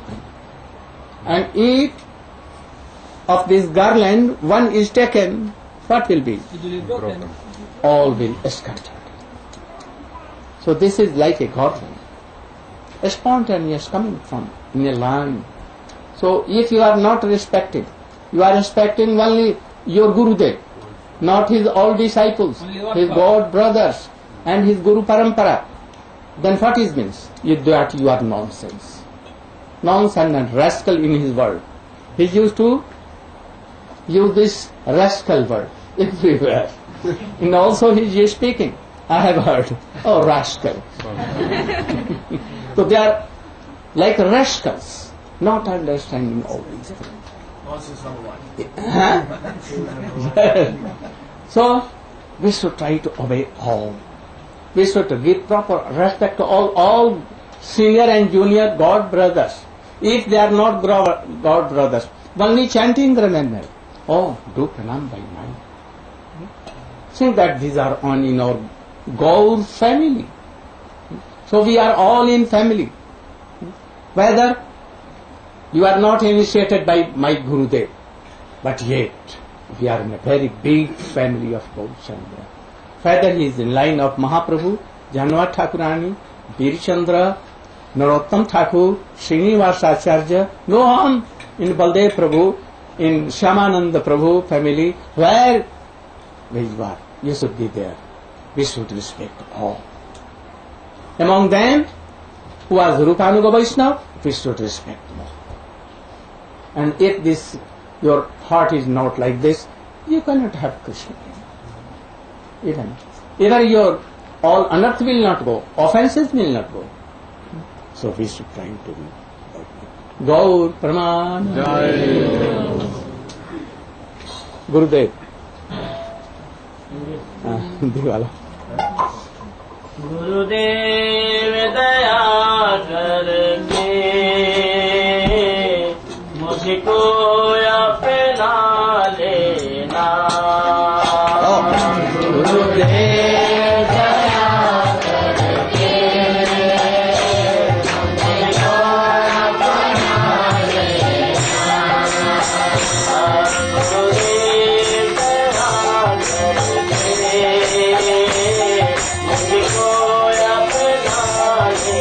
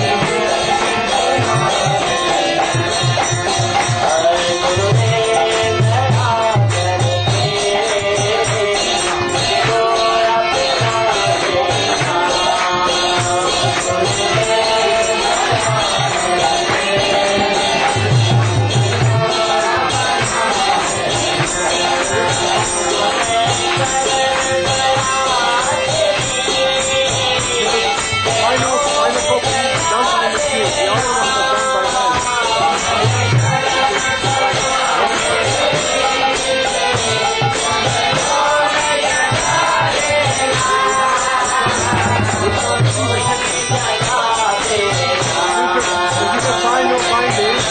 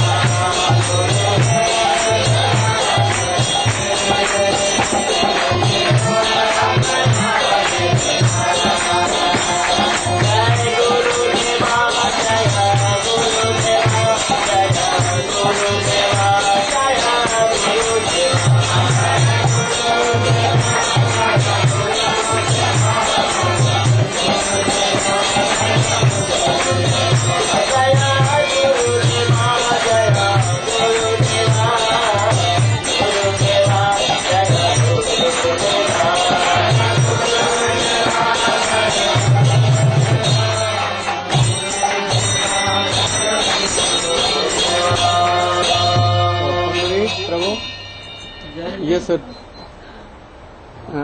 explain the purpose of this song, Hindi song. You remember? Gurudev, there karo. একটা বইয়ে signature করে দিলে ভালো, তো নিজের donor তারাকে উপহার দিতেন। আমি বুঝতে পারছি না। কয়েকটা বই সই করে দিতেন গ্রন্থে, আর যারা ডোনার ওনাকে উনি দিতেন। হ্যাঁ। You should. So we heard this one. You want that I should sign my name? Oh, yes. Go on. So we heard this wonderful, nice prayer Binding. of It is very a well. sincere disciple versus Gurudev, I should sign. and actually all the words of this prayer carry in them the real siddhanta of our line, of how one sincere disciple prays and receives the mercy of his Gurudev. It's expression of his deep emotions for his Gurudev. So it says in the first line, How many copies? Gurudev daya karke mujhko apna lena. Oh Gurudev, you're so merciful, you're ocean of mercy. So please accept me and make me the servant of your feet. The same mood is expressed by Srila Bhaktivinoda Thakur in Gurudev Kripa Bindu Diya, where he says, Jogyata bichare kichu nahi pai, tomar karuna saath. And for this line he says, Karo more atma saath. So please accept me. So same mood is conveyed in this line, that please accept me and make me your servant. And that is my eternal position, to be your servant. Daya karke mujhko apna lena, meri naav bhavar dole, use paar laga dena. That I am wandering in this ocean of material suffering, and what is the boat I am carrying? This boat of this body. This body is referred as boat, and in this material ocean it is suffering. Always is swaying on every side, and is not sure when it will sink in the water, in this ocean. So sometimes we see in the ocean there is whirlpool. Yeah. In the whirlpool, and it is so dangerous that even any ship come in that whirlpool, then it cannot be saved. It is so strong and it's completely heading for end. So similarly, he says, my position in this material world is like a ship in the whirlpool. So please save me. You can take me out. Otherwise, nobody has the power to take me out of that. And then he says, Karuna nidhi naam tera karuna barsao tum, soye hue bhago ko he nath jagao tum. O ocean of mercy, O Srila Gurudev, because your name is Karuna Nidhi.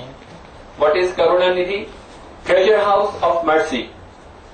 He has no partiality for anyone. His mercy is impartial and equal to all. Yet, those who are completely surrendered themselves, and they have given this surrender unconditionally, without any want, to them, of course, they will definitely realize the mercy of Gurudev in a much more deeper sense than others. Yet, Srila Gurudev is equal to all. He is not partial to anyone. So he says, your name is the treasure house of mercy, so give me that mercy. And with this mercy, what will happen? My fate, my fortune. What is my real fortune? My real fortune is that I am servant of Krishna. and I'm always engaged in my eternal service to Krishna, in those relishing those wonderful pastimes and exchanges. But right now, I'm completely deprived of this fortune. Or, in a sense, as expressed in this sentences, in this prayer, that my fortune is slipping. It's in the latent position. So, please wake it up, wake me up, and let me have access to this wonderful fortune, which is actually mine, which I actually possess, but because of my engrossed entanglement in this material world, I am not able to access it. But Gurudev is the one, Shri Gurudev, Sadgurudev is the one person who has the power to wake up, to clear this. Nobody else can do. As we heard in our earlier discourses also, that only by the mercy of Gurudev one can realize these things. And then he says, Tum sukh ke sagar ho, bhakti ke sahare ho. And as Shri Gurudev mentioned, that when he began his discourse, he was saying that the backbone of our bhajan is what? Guru Nishtha. So same thing is said, Tum sukh ke sagar ho, bhakti ke sahare.